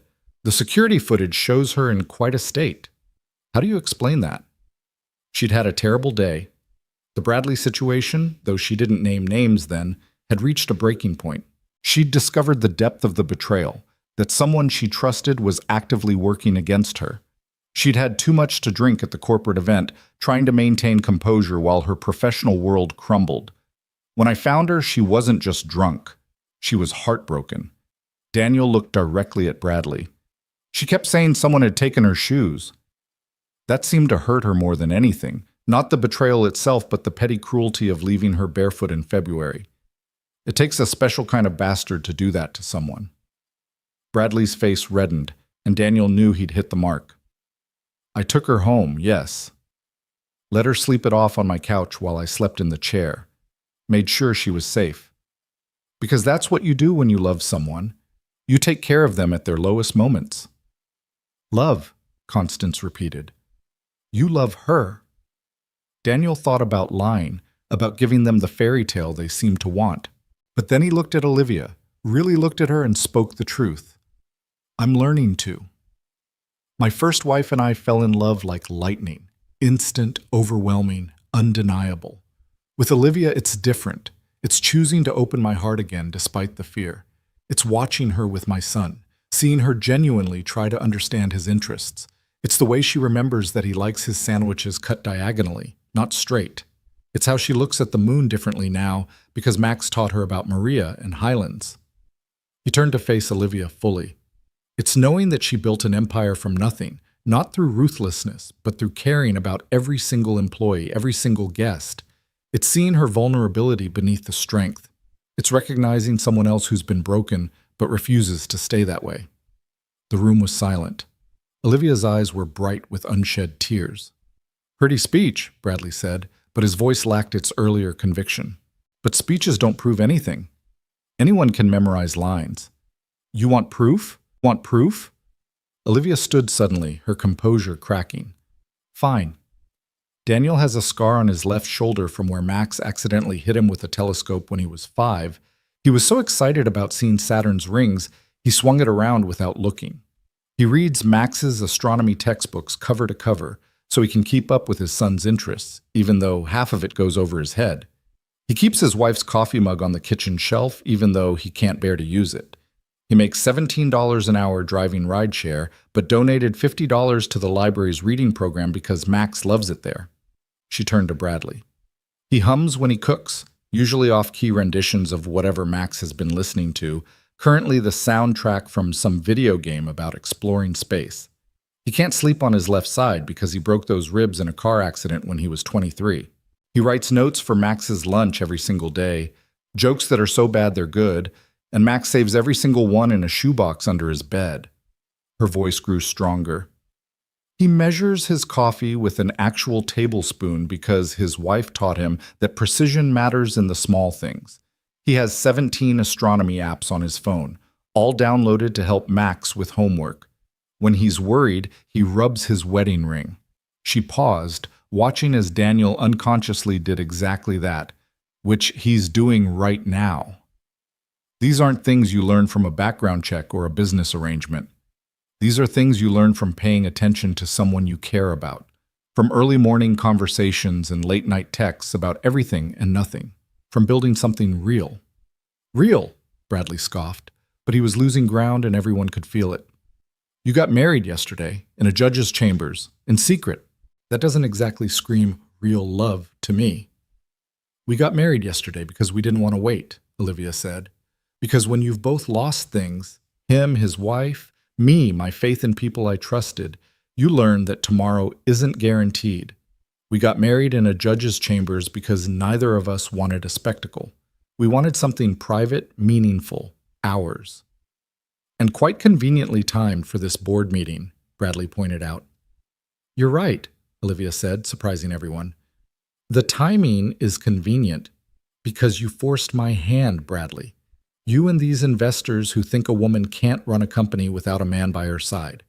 So yes, I moved up my timeline. Instead of waiting another few months like we'd planned, we got married now. Because I refuse to lose my company to backward thinking and sexist assumptions. So you admit this marriage is about the company, Bradley said triumphantly. I admit that your attempted coup accelerated our plans, Olivia corrected. But this marriage is about Daniel and me choosing to build a life together. The company is just context. Whitfield cleared his throat. Mr. Hayes, you understand that if you're lying to us, if this is indeed a business arrangement, there could be legal consequences? Fraud charges? I understand that you're threatening me, Daniel said calmly. I understand that you're so convinced a woman like Olivia couldn't possibly choose someone like me that you'd rather believe in conspiracy than love, and I understand that nothing I say will convince you if you're determined not to believe. He stood, offering his hand to Olivia. But here's what I know. I know that in 6 days, this woman has brought more light into my son's life than I've seen in 2 years. I know that she's brilliant and driven and deserves to run this company without having to justify her personal life to anyone. And I know that whether you believe us or not, we're married, we're committed to making this work, and we're not going anywhere. Where are you going? Bradley demanded as they headed for the door. To pick up our son from school, Daniel said, the hour deliberate and pointed. He has a science presentation this afternoon, and we promised we'd be there. It was a lie. Max's presentation wasn't until Thursday, but the board didn't know that. What they saw was a couple prioritizing family over business, exactly the image Olivia needed to project. As they waited for the elevator, Olivia's hand found Daniel's, squeezing tight. Our son? She whispered. Too much? No. It was perfect. You were perfect. The elevator doors opened and they stepped inside. As soon as the doors closed, Olivia sagged against the wall. Do you think it worked? I think Bradley's an ass, but he's not stupid. He knows we rattled the board. The question is whether it was enough. Olivia's phone buzzed. She looked at it and her face went pale. They're calling a vote. In 1 hour. What does that mean? It means in 1 hour I either keep my company or lose everything. They went back to Olivia's office to wait. Jennifer brought coffee that neither of them drank. Daniel called Mrs. Chen to make sure she could pick Max up from school. Olivia paced, her heels clicking on the hardwood floor in a rhythm that matched Daniel's anxious heartbeat. Tell me something, Daniel said suddenly. Something that isn't in any report or background check, something true. Olivia stopped pacing. When I was 7, I wanted to be an astronaut. I had this whole plan. Air Force Academy, then NASA, then Mars. I was obsessed. Then my parents told me it was impractical, that law was a better choice for someone with my mind. I never looked at the stars again until Max showed me through his telescope. What made you really choose hotels over law? That summer in Vermont, there was this family. They'd saved for 3 years for a vacation, and everything went wrong. Their car broke down, the dad lost his job right before they left. The kids were disappointed, but the hotel staff, they made magic happen. Free upgrades, special treats, little surprises every day. By the end of their stay, that family was glowing with happiness. I realized then that hotels weren't just about rooms and amenities. They were about creating moments, providing sanctuary, making memories possible. She sat down beside him on the leather couch. What about you? What did you want to be before life happened? A teacher, Daniel admitted. Like my mom. I loved the idea of shaping minds, of being the person who made kids excited about learning. But then my parents died, and I needed money more than I needed dreams. Sarah used to say I should go back to school, get my degree. But then Max came, and then the cancer, and then, well, then it was too late. It's never too late, Olivia said softly. Says the woman who just told me she gave up on being an astronaut at 7. She laughed, a sad sound. Fair point. They sat in silence, watching the clock. 40 minutes, 30, 20. Whatever happens, Olivia said suddenly, I want you to know I don't regret this. The marriage, asking you, any of it. Even if I lose the company, at least I didn't lose it quietly. You're not going to lose, Daniel said with more confidence than he felt. How do you know? Because Max has already planned what he's going to show you at the eclipse tomorrow night. He made a chart and everything, and Max's plans have a way of working out. 10 minutes, 5. Jennifer knocked and entered, her face unreadable. The board is ready for you. They walked back to the boardroom hand in hand. The board was seated, their expressions giving nothing away. Bradley stood at the window, his back to them, shoulders tense. Whitfield stood, adjusting his bow tie. We've deliberated extensively about the situation at hand, about the leadership of this company, and what's best for its future. Daniel felt Olivia's hand tighten in his. While we have some concerns about the rapid nature of recent personal developments, Whitfield continued, we cannot ignore the fact that Ms. Mercer has successfully grown this company by 300% over the past 5 years. Her leadership, while unconventional, has been undeniably effective. Bradley turned from the window, his face a mask of controlled fury. Furthermore, Constance Fairfield added, Mr. Morrison's handling of the situation, the personal attacks, the questionable acquisition of private financial information, the attempt to weaponize Miss Mercer's personal life shows a lack of judgment that concerns us greatly. The vote, Whitfield announced, was 5-2 in favor of maintaining current leadership. Ms. Mercer, you retain your position as CEO. Mr. Morrison, the board will be reviewing your position as CFO in a separate meeting this afternoon. Olivia's knees actually buckled. Daniel caught her, held her up, felt her whole body shaking with relief. Thank you, she managed. Thank you for your confidence. Don't thank us yet, Whitfield said sternly. We'll be watching closely. This marriage, this sudden stability, it had better be genuine, Ms. Mercer, for all our sakes. They left the building together, stepping out into the bright Chicago afternoon. The wind had died down, and the sun felt warm on Daniel's face. We did it, Olivia breathed. We actually did it. You did it, Daniel corrected. I just stood there and looked supportive. You did more than that. You were... God, Daniel, you were incredible. The things you said in there. Which parts were true? He asked, genuinely curious about her improvisation. All of it, she said quietly. Every single thing I said about you was true. I've been paying attention. They stood there on the sidewalk, business people flowing around them like water around stones, and Daniel realized that somewhere in the last week, the lines between fake and real had started to blur. We should celebrate, Olivia said. Dinner? My treat. Actually, Daniel checked his watch, we really do need to pick Max up. Not for a presentation, but it's Monday, which means astronomy club after school, and he hates when I'm late. We? You're invited. If you want. Fair warning, it's basically a dozen 8-year-olds arguing about whether Pluto should be a planet while eating too many fruit snacks. That sounds perfect, Olivia said, and she seemed to mean it. As they walked to Daniel's car, Olivia's phone rang. She looked at it, then declined the call. Bradley? Daniel asked. My father, she said, probably calling to tell me I'm making a mistake. Are you? She looked at him, this man who'd agreed to save her company, who'd stood up to a room full of sharks for her, who was now inviting her to his son's astronomy club like it was the most natural thing in the world. Probably, she said, but it's the best mistake I've ever made. The astronomy club was held in the basement of Max's school, which had been transformed into a makeshift planetarium with Christmas lights for stars and painted cardboard planets hanging from the ceiling. Max's face lit up when he saw them both walk in. Olivia! You came! Come see my Mars project!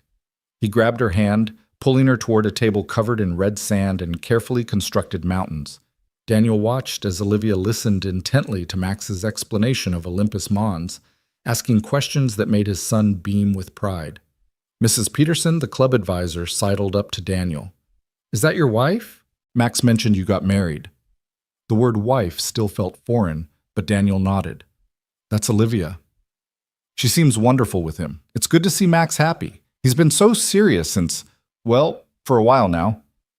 Daniel watched as Max demonstrated something with a flashlight and a tennis ball, Olivia crouching down to his level to see better, her designer dress pooling on the dusty floor. She didn't seem to notice or care.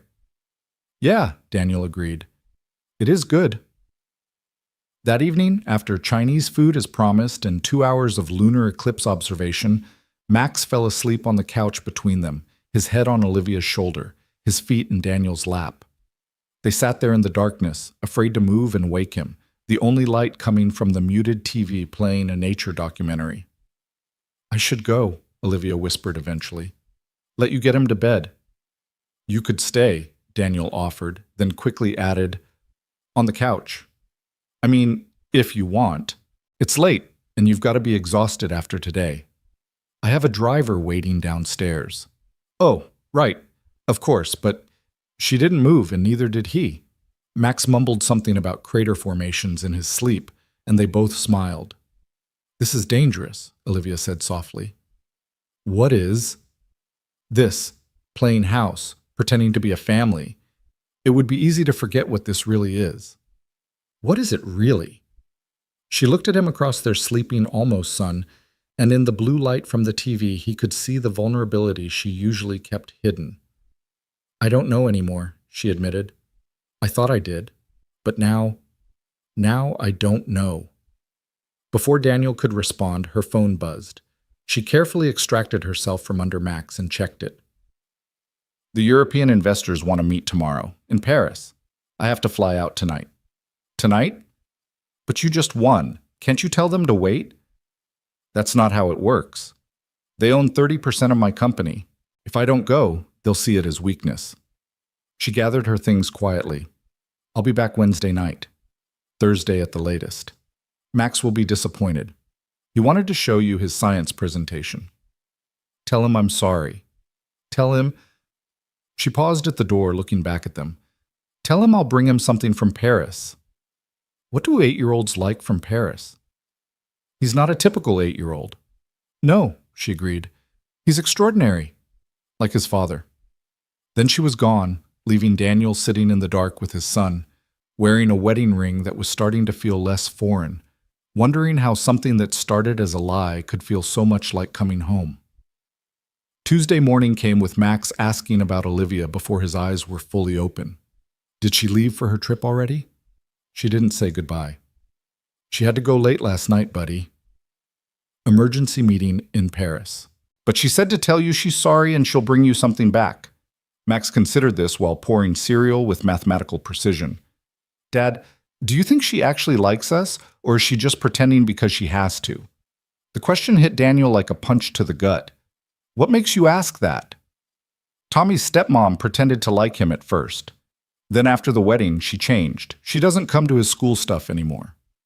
Max looked up with those two wise eyes. "I just don't want you to be sad again." Daniel pulled his son into a hug, breathing in the smell of his strawberry shampoo. "I think Olivia genuinely cares about us. But even if things change, we'll be okay. We're always okay, right?"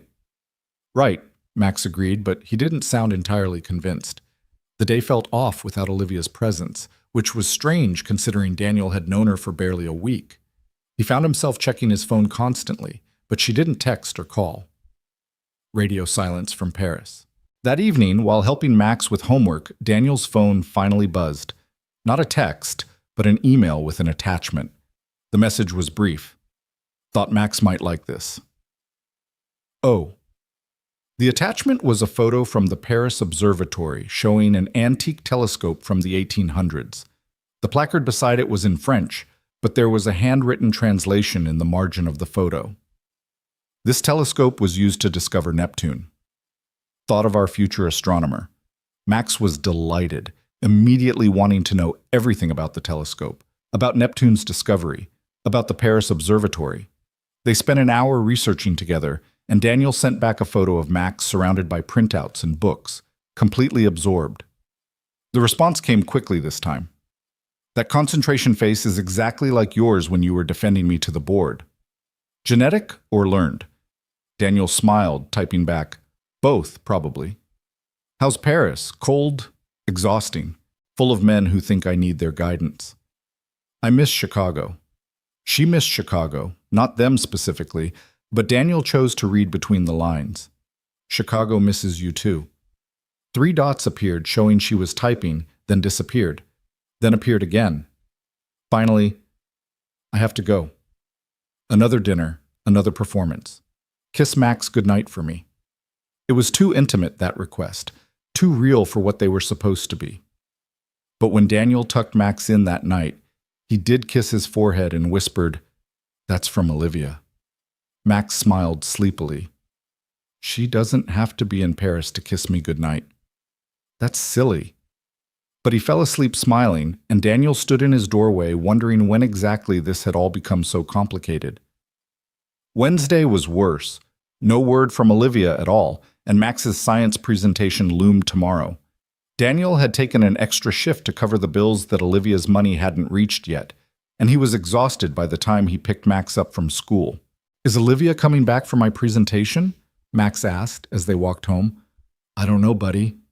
She's trying, but these business things can be complicated."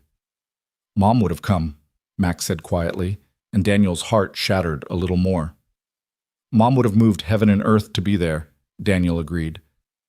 "But Olivia isn't Mom, Max. She's trying her best, but she has different responsibilities." "I know," Max said, but his disappointment was palpable. That night, after Max was asleep, Daniel sat in his kitchen staring at his phone, debating. Finally, he typed out a message. "Max's presentation is at 2 p.m. tomorrow. I know you're busy, but if there's any way..." He deleted it without sending. She knew when the presentation was. If she could make it, she would. If she couldn't, pressuring her wouldn't help. Thursday arrived gray and drizzly, matching Daniel's mood. He dressed carefully, his good suit again, because parents were invited to the presentation and he wanted Max to be proud. Mrs. Chen agreed to cover the rideshare hours he'd miss. "Your wife's still traveling?" she asked, and the casual way she said "wife" made Daniel's chest tight. "Yeah, Paris, business stuff." Mrs. Chen made a sound that could have meant anything. "My husband traveled for business. Missed a lot of things. But he always tried to make up for it." She patted Daniel's arm. "She seems like she tries." At 1:45, Daniel was in the school auditorium, saving 2 seats out of habit more than hope. Other parents filed in, chatting about work and weekend plans, normal family things. Daniel felt like an imposter among them, with his fake marriage and his borrowed stability. Max was backstage with the other presenters, probably reviewing his note cards for the 100th time. He'd chosen to present on black holes, specifically the event horizon and what happened when matter crossed it. Daniel had helped him practice until they both had it memorized. At 1:55, Daniel resigned himself to Olivia's absence. Paris to Chicago was an 8-hour flight, plus customs, plus traffic. Even if she'd left yesterday, the timing would be tight. At 1:59, just as Mrs. Peterson was approaching the microphone to begin, the auditorium door opened. Olivia slipped in, looking haggard but determined. Her clothes were wrinkled, her hair pulled into a messy bun, and she was wearing, Daniel blinked, mismatched shoes. She spotted him immediately, making her way down the aisle with whispered apologies to the people she passed. When she dropped into the seat beside him, he could smell airplane and coffee and that expensive perfume she wore. "You made it," he whispered. "Flight landed an hour ago. I came straight here." She was breathing hard, like she'd run from the parking lot. "Did I miss him?" "He's third." "Oh, thank God, I was terrified She stopped, looking down at her feet. "Oh my God, my shoes." One was black, one was navy blue, both expensive, but definitely not a matched set. "I changed on the plane," she explained. "It was dark, I was exhausted. I grabbed the wrong..." She started to laugh, covering her mouth to keep quiet. "I'm a mess." "You're here," Daniel said. "That's all that matters." She looked at him then, really looked at him. "I almost didn't come. Told myself it was just a kid's science presentation, that my presence wouldn't matter. But then I kept thinking about his face when he showed me that Mars project, how proud he was, how he wanted me to see it, and I realized I wanted to be here. Not because I had to, not for appearances, but because Max worked hard on this, and I wanted to support him." Before Daniel could respond, Mrs. Peterson began introducing the presentations. The first student talked about volcanoes, the second about rainbows. Then it was Max's turn. He walked onto the stage in his best shirt, the one he saved for special occasions, carrying his poster board carefully. His eyes scanned the audience, found Daniel, then widened when he saw Olivia beside him. His whole face transformed, lighting up with joy and surprise. "My presentation is about black holes," he began, his voice clear and confident. "Specifically, what happens at the event horizon, which is the point of no return." For the next 7 minutes, Max explained complex physics with the clarity of someone who truly understood it, not just memorized it. He used analogies that made sense, visual aids he'd created himself. And when he talked about spaghettification, the stretching of matter as it approached the singularity, he even got a few laughs from the audience. In conclusion, Max said, black holes aren't just cosmic vacuum cleaners like people think. They're laboratories of extreme physics, places where our understanding of the universe breaks down. They're mysteries waiting to be solved, and maybe one day, when I'm an astrophysicist like my mom was, I'll help solve them. The applause was enthusiastic. Daniel saw tears on Olivia's cheeks, which she quickly wiped away. "Like his mom was," she whispered. "He's going to be just like her." "No," Daniel corrected softly. "He's going to be himself, which is even better." After all the presentations, there was a reception with cookies and juice in the cafeteria. Max bounded over to them, poster board under his arm, face flushed with excitement. "You came!" He threw his arms around Olivia without hesitation, and Daniel saw her freeze for a moment before carefully returning the hug. "Of course I came. I wouldn't miss this. You were incredible up there. Did you really fly all the way from Paris?" "Landed an hour ago," she confirmed. "And look," she reached into her bag and pulled out a small wrapped package. "I found this at a shop near the observatory." Max unwrapped it carefully, revealing a detailed model of the solar system, with planets that could be arranged and rearranged on wire arms around a central sun. "The shopkeeper said it's to scale," Olivia explained. "The distances aren't, obviously, or Neptune would be in the parking lot, but the planet sizes are accurate." "This is perfect," Max breathed. "Look, Dad, you can even see Jupiter's great red spot." As Max examined his gift, pointing out details to anyone who would listen, other parents approached to congratulate him. Several mothers gave Olivia curious looks. News of Daniel's sudden marriage had clearly made the rounds. "You must be the new Mrs. Hayes," one of them said, extending a manicured hand. "We heard Daniel had remarried." So quickly, too. There was judgment in her tone, thinly veiled disapproval. Olivia straightened and Daniel saw the CEO emerge, the woman who'd faced down boardrooms full of hostile investors. "Yes, it was quick," Olivia agreed pleasantly. "When you know, you know." "Besides, at our age, why waste time? Life's too short to wait for the approval of people who don't matter." The woman retreated, properly chastened, and Daniel had to hide his smile. "That was mean," he murmured. "That was necessary," Olivia corrected. "They've been circling you like vultures, haven't they? The single moms wondering if the grieving widower is ready to date. How did you—" "I saw 3 of them checking your ring finger when we walked in." She paused. "Was I wrong? Should I have been nicer?" "No," Daniel admitted. "You were perfect." They stayed for the entire reception, Olivia asking other kids about their projects with genuine interest, charming the teachers, playing the role of stepmother so naturally that Daniel almost forgot it was an act. When she laughed at something Max said, when she automatically fixed his collar that had gotten flipped up, when she remembered that he didn't like orange juice and steered him toward apple instead, these weren't performative gestures. They were real, unconscious, caring. As they were leaving, Max walking between them carrying his poster and his planet model, Mrs. Peterson pulled Daniel aside. "She seems wonderful," the teacher said. "Max has been talking about her all week. It's good to see him excited about something besides school."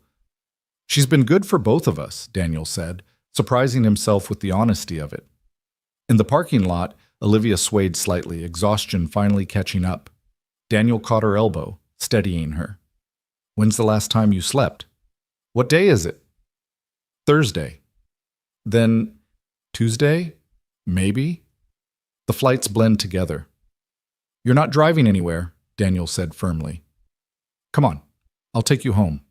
"My car." "We'll be fine here overnight." Max, hop in the back. Olivia didn't protest further, which told him how tired she really was. She fell asleep almost immediately, her head against the window, looking younger and more vulnerable than he'd ever seen her. Is she okay? Max asked quietly. Just tired. She flew all night to make it to your presentation. Really? Really? Max was quiet for a moment. That's what Mom would have done. Yeah, Daniel agreed. It is.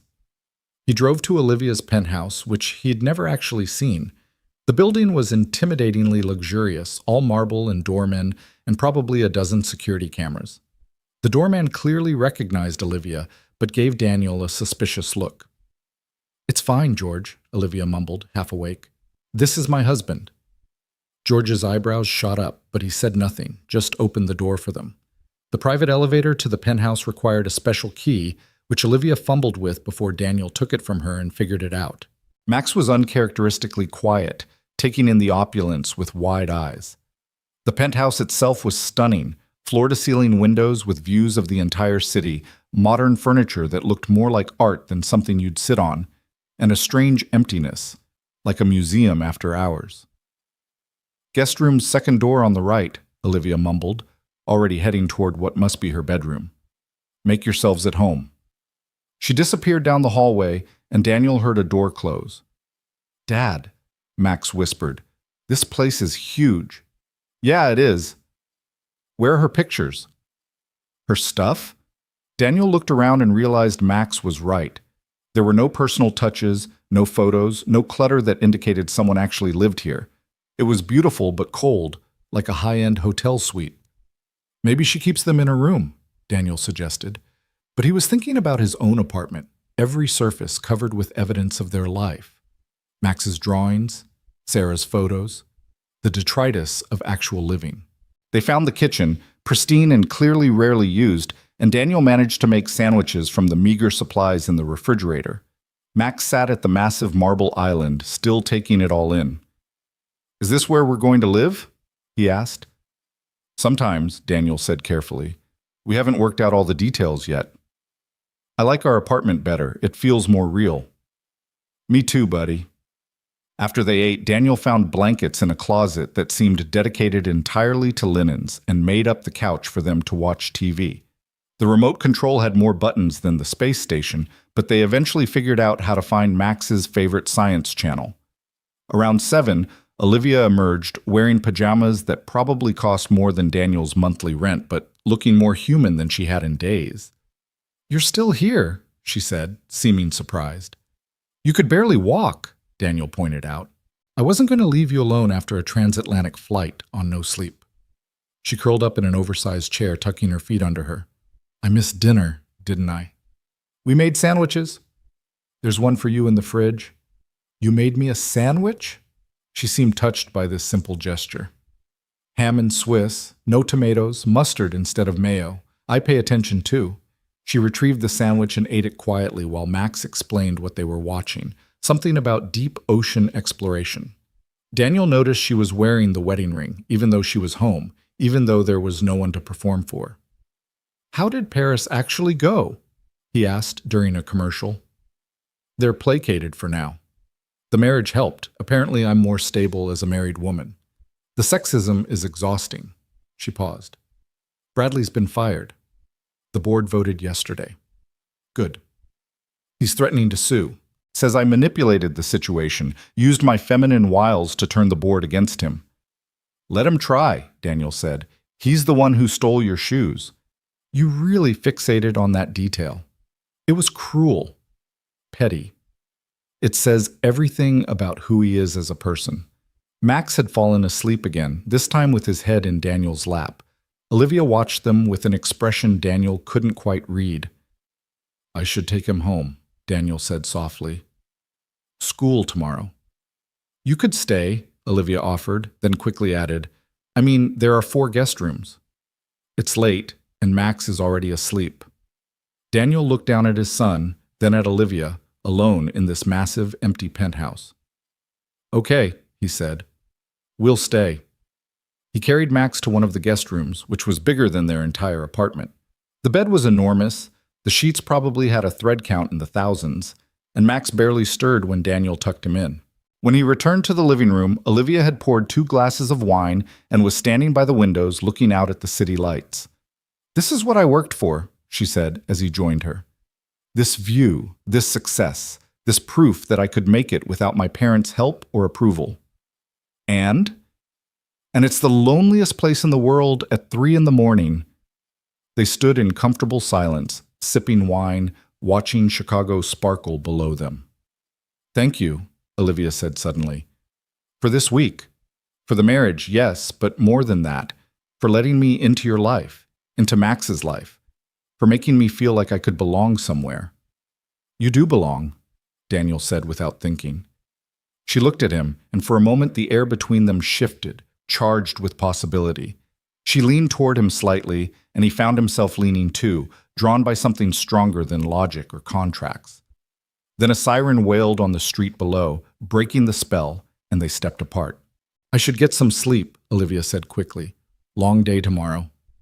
"Right, of course," but neither moved.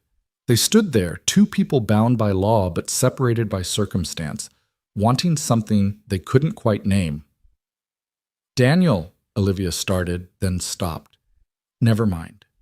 Good night." "Good night, Olivia." She headed toward her bedroom, pausing at the hallway. "The coffee maker is complicated, but there's a French press in the cabinet. Coffee's in the freezer. Don't ask, it's a thing.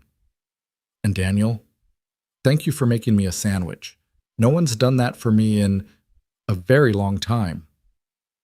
After she left, Daniel stood at those windows for a long time, looking at the city, thinking about the strange turns life took. A week ago, he'd been a struggling single father. Now he was married to a billionaire, standing in a penthouse, feeling things he hadn't expected to feel for years. His phone buzzed. "Mrs. Chen. How is your wife? Did she make the presentation?" He smiled, texting back. "She made it. She's good." "Good.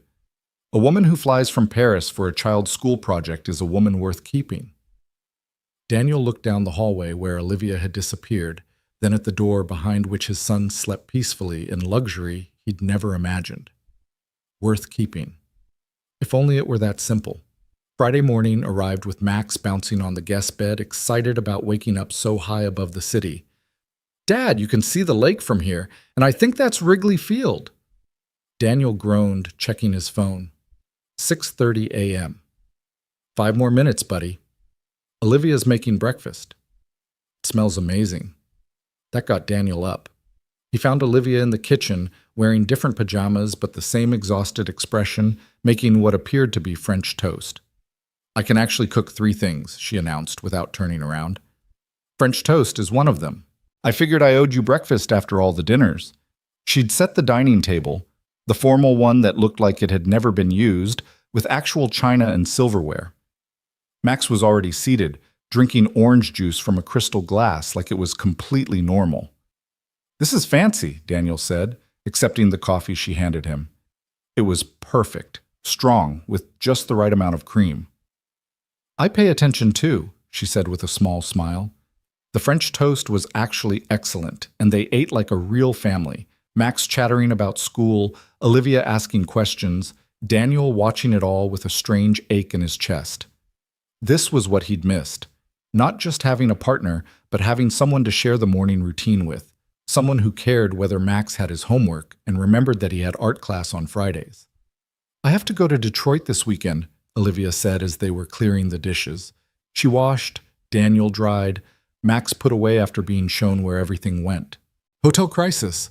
But I was thinking, if you're not busy, you could come? Both of you? The hotel has an amazing pool and there's a science museum nearby." "Can we, Dad?" Max asked excitedly. "I've never been to Detroit." Daniel looked at Olivia, who was studiously focusing on scrubbing a pan. "This isn't a business thing? The meeting's only Saturday morning. The rest would just be, us, if you want." "We want," Max said before Daniel could answer. "Right, Dad." "Right," Daniel agreed, ignoring the voice in his head warning that this was getting too real, too fast. "We want." They drove back to their apartment to get ready for school and work. Olivia followed in her car, saying she needed to shower and change anyway.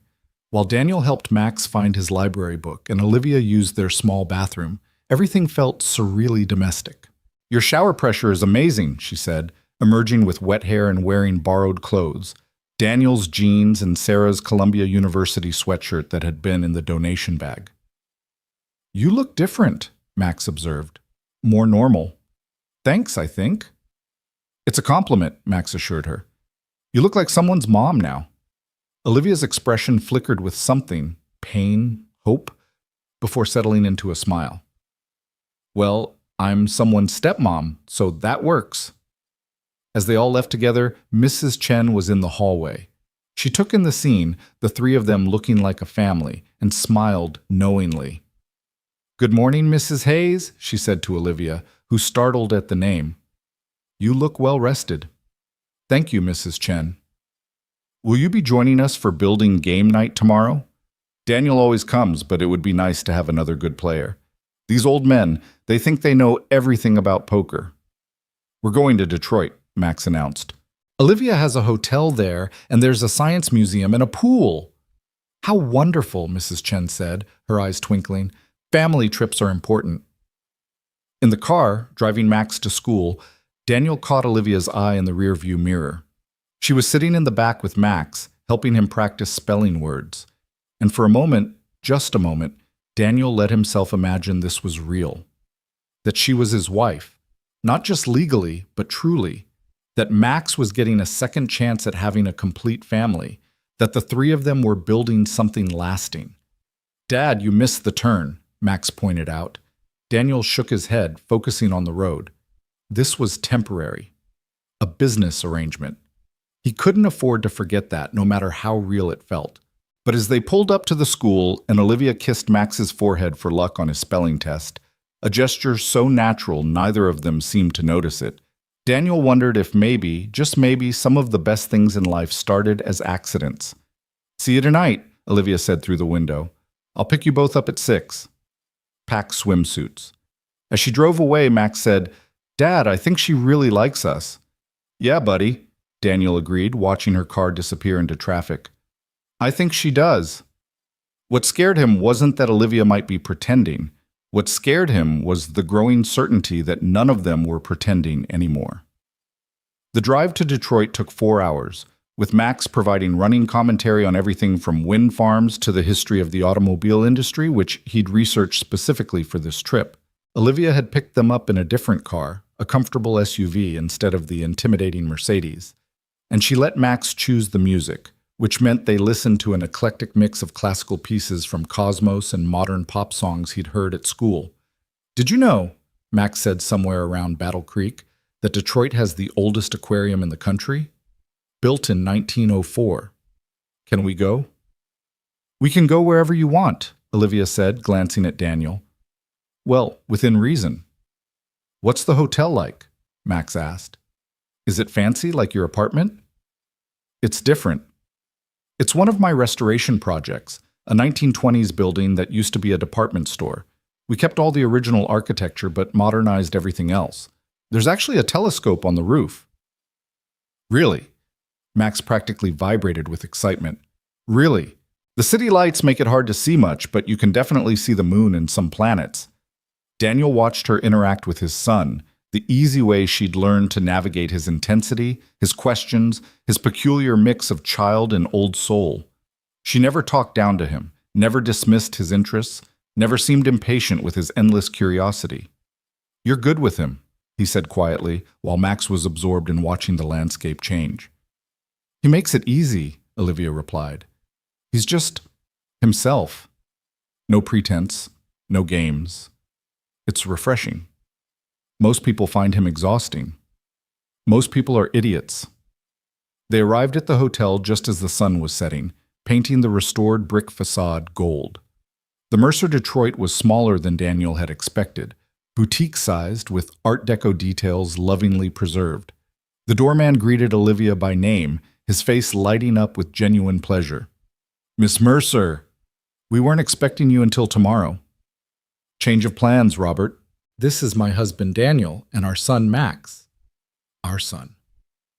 The words slipped out so naturally that Daniel wasn't sure she'd even noticed saying them. But Max had. His eyes widened slightly, and a small smile played at the corners of his mouth. Their suite was on the top floor, not the penthouse, but close enough, with 2 bedrooms, a living area, and windows overlooking the river. Max immediately gravitated toward the telescope mounted near the window, checking its specifications with the intensity of a quality control inspector. "This is a good one," he announced. "Not research grade, but definitely better than mine at home." "High praise," Olivia said, setting down their bags. "The restaurant downstairs is excellent, or we could order room service if you're tired from the drive." "Room service," Max said immediately. "I've never had room service." They ordered too much food, burgers and pasta and salads and desserts, and ate sitting on the floor around the coffee table while watching a documentary about the Mars rover that Max had been wanting to see. It felt like a family vacation, the kind Daniel had always imagined taking but never could afford. After Max had fallen asleep in his room, exhausted from the drive and the excitement, Daniel and Olivia sat on the suite's small balcony, looking out at the Detroit lights. "Thank you for this," Daniel said, "for including Max." "You didn't have to." "I wanted to," Olivia said simply. "Is that okay? That I wanted to?" "It's more than okay. It's just, this is supposed to be fake, right? A business arrangement? But this doesn't feel fake." Olivia was quiet for a long moment. "No," she finally agreed. "It doesn't." "So what are we doing?" "I don't know," she admitted. "I know what we agreed to. I know what the contract says. But when I was in Paris, all I could think about was getting back for Max's presentation. When I'm at the office, I find myself looking at that photo of us on my desk and forgetting it's staged. When I wake up in that empty penthouse, I wish I was waking up to the sound of Max explaining something about neutron stars over breakfast." Daniel's heart was racing. "Olivia?" "I know," she said quickly. "I know this complicates everything. I know you're still grieving Sarah. I know this was supposed to be simple, but nothing about this week has been simple. Has it?" "No," Daniel agreed. "It hasn't." They sat in silence, the weight of unspoken possibilities hanging between them. Finally, Olivia stood. "I should review my notes for tomorrow's meeting. The manager here is new, and there are some issues with the renovation of the ballroom." "Olivia," Daniel called as she reached the door, "we'll figure it out. Whatever this is, we'll figure it out." She smiled, soft and vulnerable. "Promise." "Promise." Saturday morning came early, with Olivia already gone to her meeting when Daniel and Max woke up. She'd left a note. "Breakfast buffet downstairs is incredible. Try the waffles. Pool opens at 9. Be back by lunch." Oh, the breakfast buffet was indeed incredible, and Max ate his weight in waffles while chattering with the chef about the physics of getting them perfectly crispy on the outside while fluffy inside. The entire staff seemed to know who they were, or at least who Max was. "Ms. Mercer's son," he heard one server whisper to another, and neither he nor Max corrected them. The pool was nearly empty, just them and an elderly couple doing water aerobics. Max, it turned out, swam like a fish, something Daniel hadn't known because they could never afford pool memberships or swim lessons. Sarah had taught him during a brief stint when they'd had a YMCA membership, before the medical bills started. "Watch this, Dad," Max called, doing increasingly elaborate dives and tricks, his joy infectious. Daniel was floating on his back, eyes closed against the chlorine, when he heard Max shout, "Olivia! You're back! Come swim with us!" He opened his eyes to find Olivia standing at the pool's edge in her business suit, looking uncertain. "I don't have a swimsuit," she said. "The gift shop has them," Max pointed out. "They have everything. I saw when we walked by." 20 minutes later, Olivia emerged from the changing room in a simple black one-piece, looking self-conscious in a way Daniel had never seen her. "I haven't swum in years," she admitted. "Not since college." "It's like riding a bike," Max assured her, "except wetter." She laughed and slipped into the water, gasping at the temperature. Within minutes, Max had her engaged in an elaborate game of Marco Polo, their laughter echoing off the tiles. Daniel watched them, this woman who ran an empire, and his brilliant, peculiar son, playing like they'd known each other for years instead of days. "Marco!" Olivia called, eyes squeezed shut, arms outstretched. "Polo!" Max giggled, easily evading her grasp. She spun toward his voice, lunging forward, and caught him in a hug that turned into a splash war. When they finally called a truce, both breathless and grinning, Olivia's carefully styled hair was a wet mess and her makeup was gone, and she looked more beautiful than Daniel had ever seen her. "Your turn, Dad," Max announced. "You're Marco." They played until the elderly couple complained about the noise, then continued more quietly until Max's fingers were pruny and his lips were turning blue. As they wrapped themselves in the hotel's plush towels, Olivia said, "I've had board meetings that were less exhausting than keeping up with you, Max Hayes." "But this was more fun, right?" Max asked. "Infinitely more fun," she agreed. They had lunch at a small diner Olivia knew about. Nothing fancy, just good food and comfortable booths. Max drew on the paper placemats while they waited for their food, creating elaborate star maps from memory. "That's actually accurate," Olivia said, impressed. "How do you keep all of that in your head?" "Mom taught me a trick," Max explained. "She said the stars tell stories, so if you remember the stories, you remember the stars." "Like, see Orion? He's hunting, right? So he needs his dogs, that's Canis Major and Canis Minor. And he's fighting Taurus the bull. Once you know the story, you can't forget where they are." "Your mom sounds like she was an amazing teacher," Olivia said carefully. "She was," Max agreed matter-of-factly. "Dad says I get my brain from her and my stubborn from him." "Hey," Daniel protested. "I prefer determined." "That's just a fancy word for stubborn," Max said, and Olivia laughed so hard she nearly choked on her coffee. After lunch, they went to the Science Museum as promised. Max was in heaven, dragging them from exhibit to exhibit, explaining things the placards didn't mention, correcting a few that he insisted were outdated. Olivia kept up admirably, asking questions that made Max think, challenging him when he made assumptions. At the planetarium show, sitting in the dark watching stars wheel overhead, Daniel felt Olivia's hand find his. He squeezed gently, and she squeezed back, and they sat like that through the entire show, connected in the darkness while Max whispered facts about each constellation as it appeared. By evening, they were all exhausted.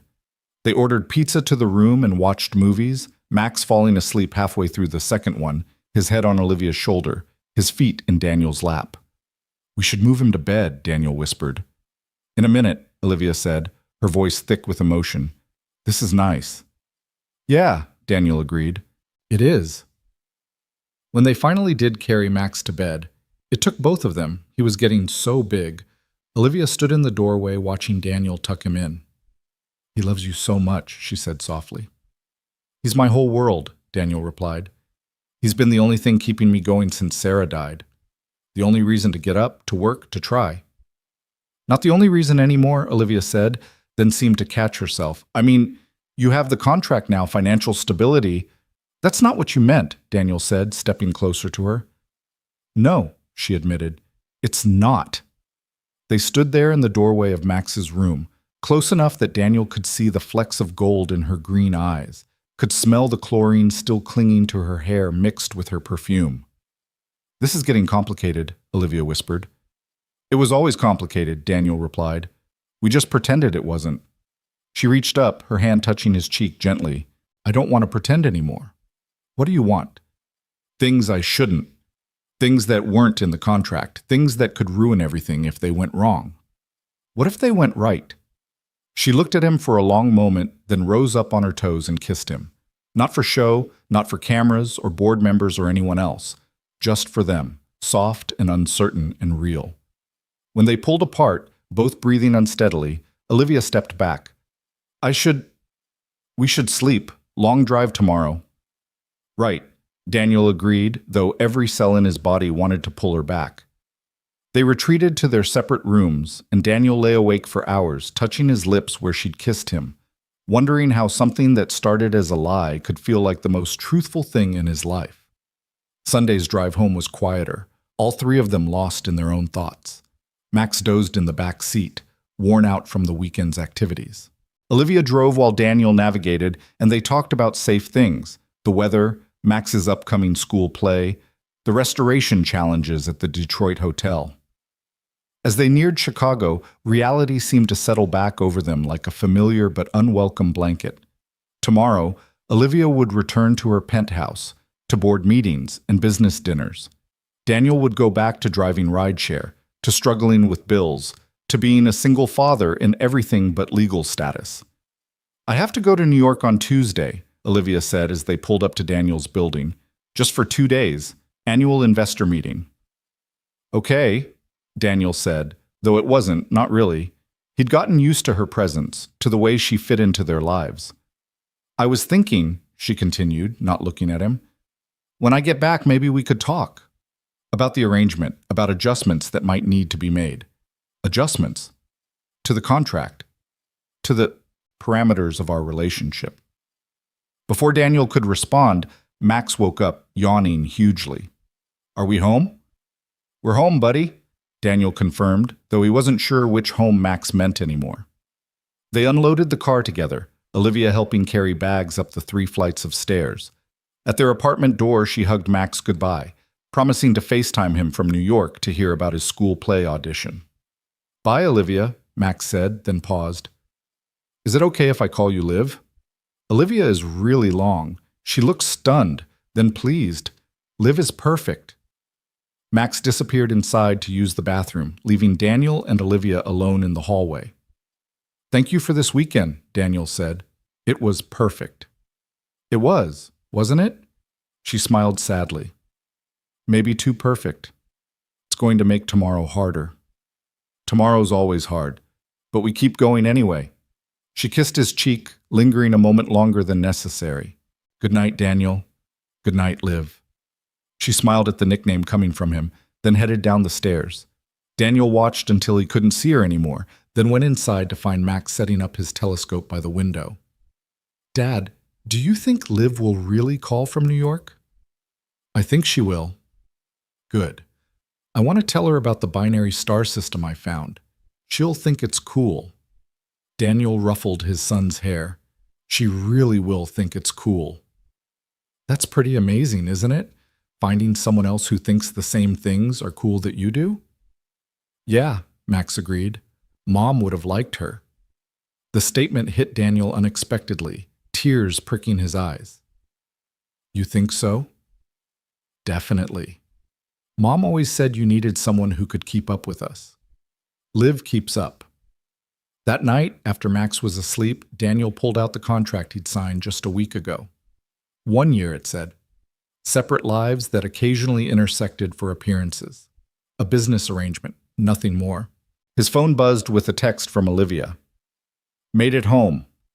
The penthouse feels emptier than usual. Thank Max for the constellation lesson. I'll never look at Orion the same way." He texted back, "Max says to look for Mars tonight. Should be visible from your windows." Looking now. Found it. Telling myself it's red because of iron oxide, not because it's blushing at being observed. Max would be proud of that joke. I learned from the best. Good night, Daniel. Good night, Liv. Monday arrived with its usual chaos. Daniel had an early morning rideshare pickup, then had to race to get Max to school, then more rides until pickup time. Normal life, except for the wedding ring on his finger and the way his phone felt heavier, waiting for messages that didn't come. Olivia was busy. He knew that. She had a company to run, a reputation to maintain. The weekend had been an anomaly, not the new normal. But then, just as he was picking up a passenger from O'Hare, his phone rang with a FaceTime call. Olivia calling for Max as promised, right at 3:30 when he got home from school. "Liv!" Max shouted excitedly when Daniel answered and handed him the phone. "Guess what? I got the part of the science officer in the school play. It's about a spaceship that gets lost and has to use constellations to find its way home." "That's perfect for you." Olivia's voice came through, genuine excitement clear. "When's the performance?" 2 weeks. "Will you be back?" "I wouldn't miss it." Daniel drove while Max chattered to Olivia, telling her about his day, his audition, the binary star system he'd observed. Through the rearview mirror, he could see his son's animated face, the joy of having someone else to share his excitement with. "Dad wants to talk to you," Max announced suddenly, shoving the phone at Daniel just as he was pulling up to a passenger. "I'm driving," Daniel said quickly. "Can I call you back?" "Of course." "Drive safe." The passenger, a middle-aged woman heading to a doctor's appointment, noticed his wedding ring. "Newlywed?" she asked. "What makes you say that?" "The way you smile when your wife calls."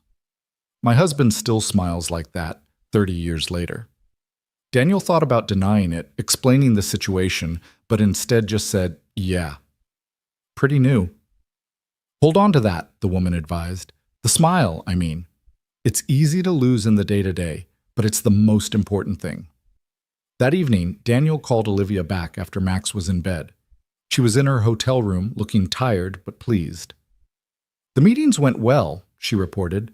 "Everyone's impressed with the stability of my personal life. The stock is up 3 points." "Because you got married." "Because I appear to have my life together."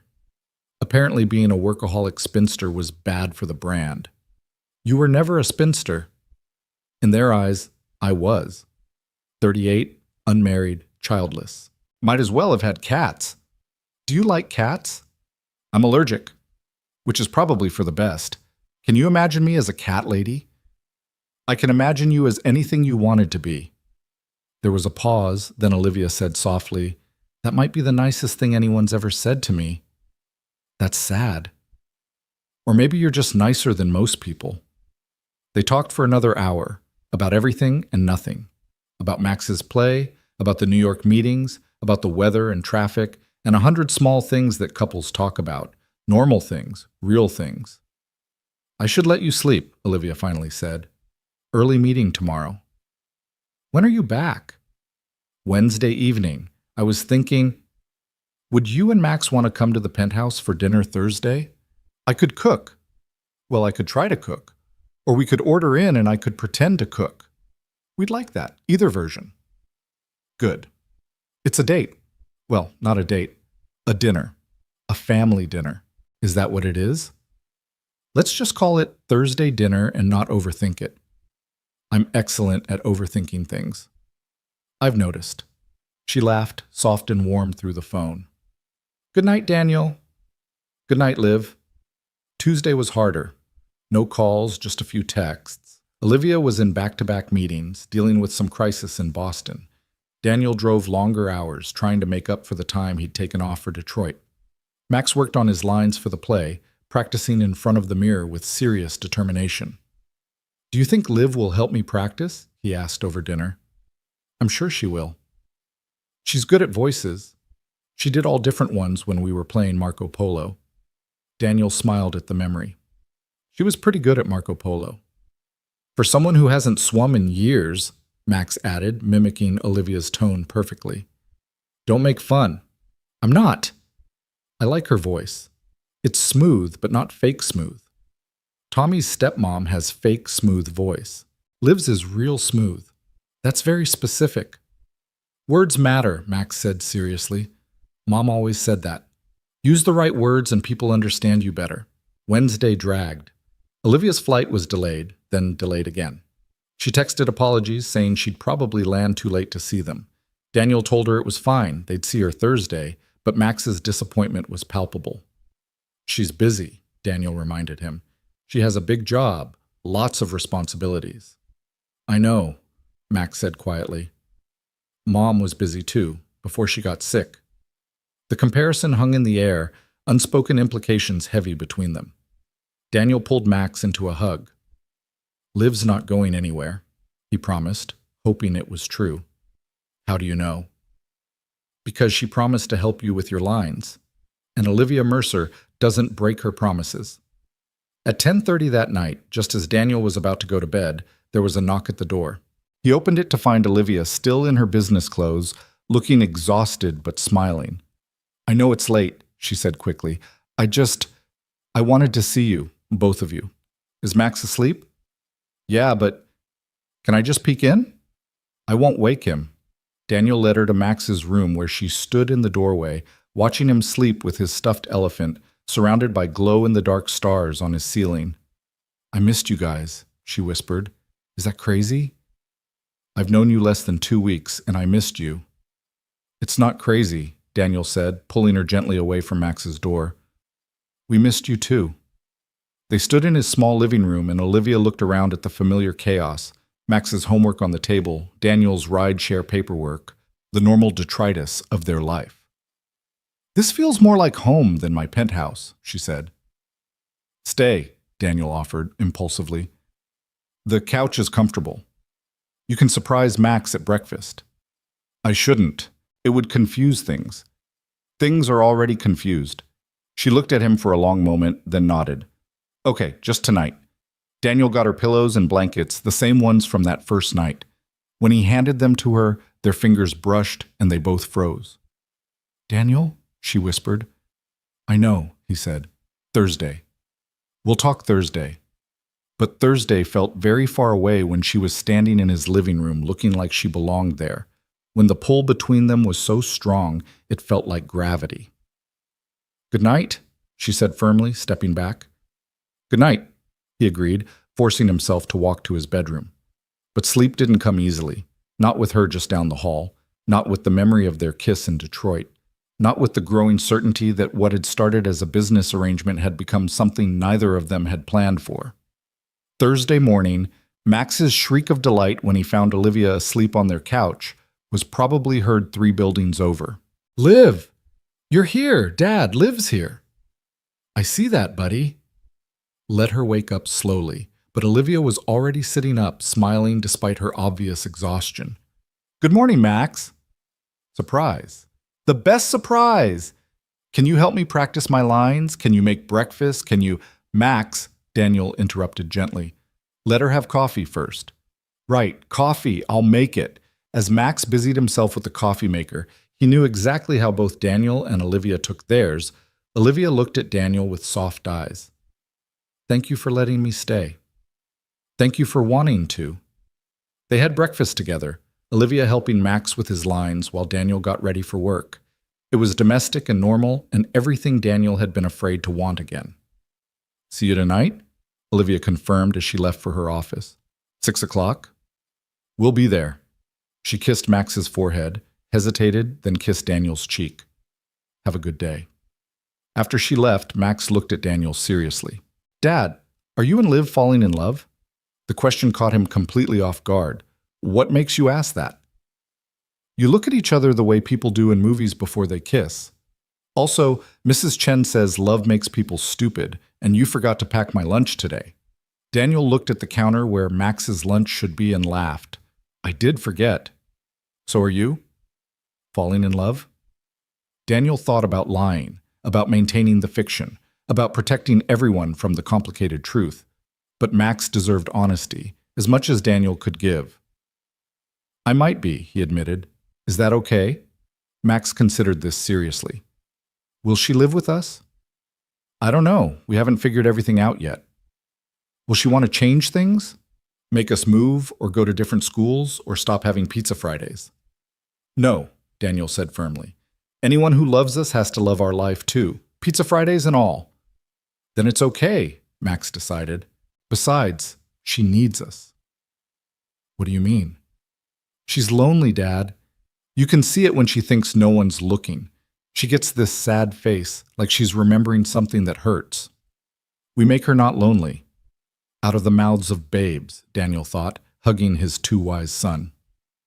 That evening, standing outside Olivia's penthouse door with Max, who was wearing his best shirt and carrying a bouquet of flowers they'd bought from the corner store.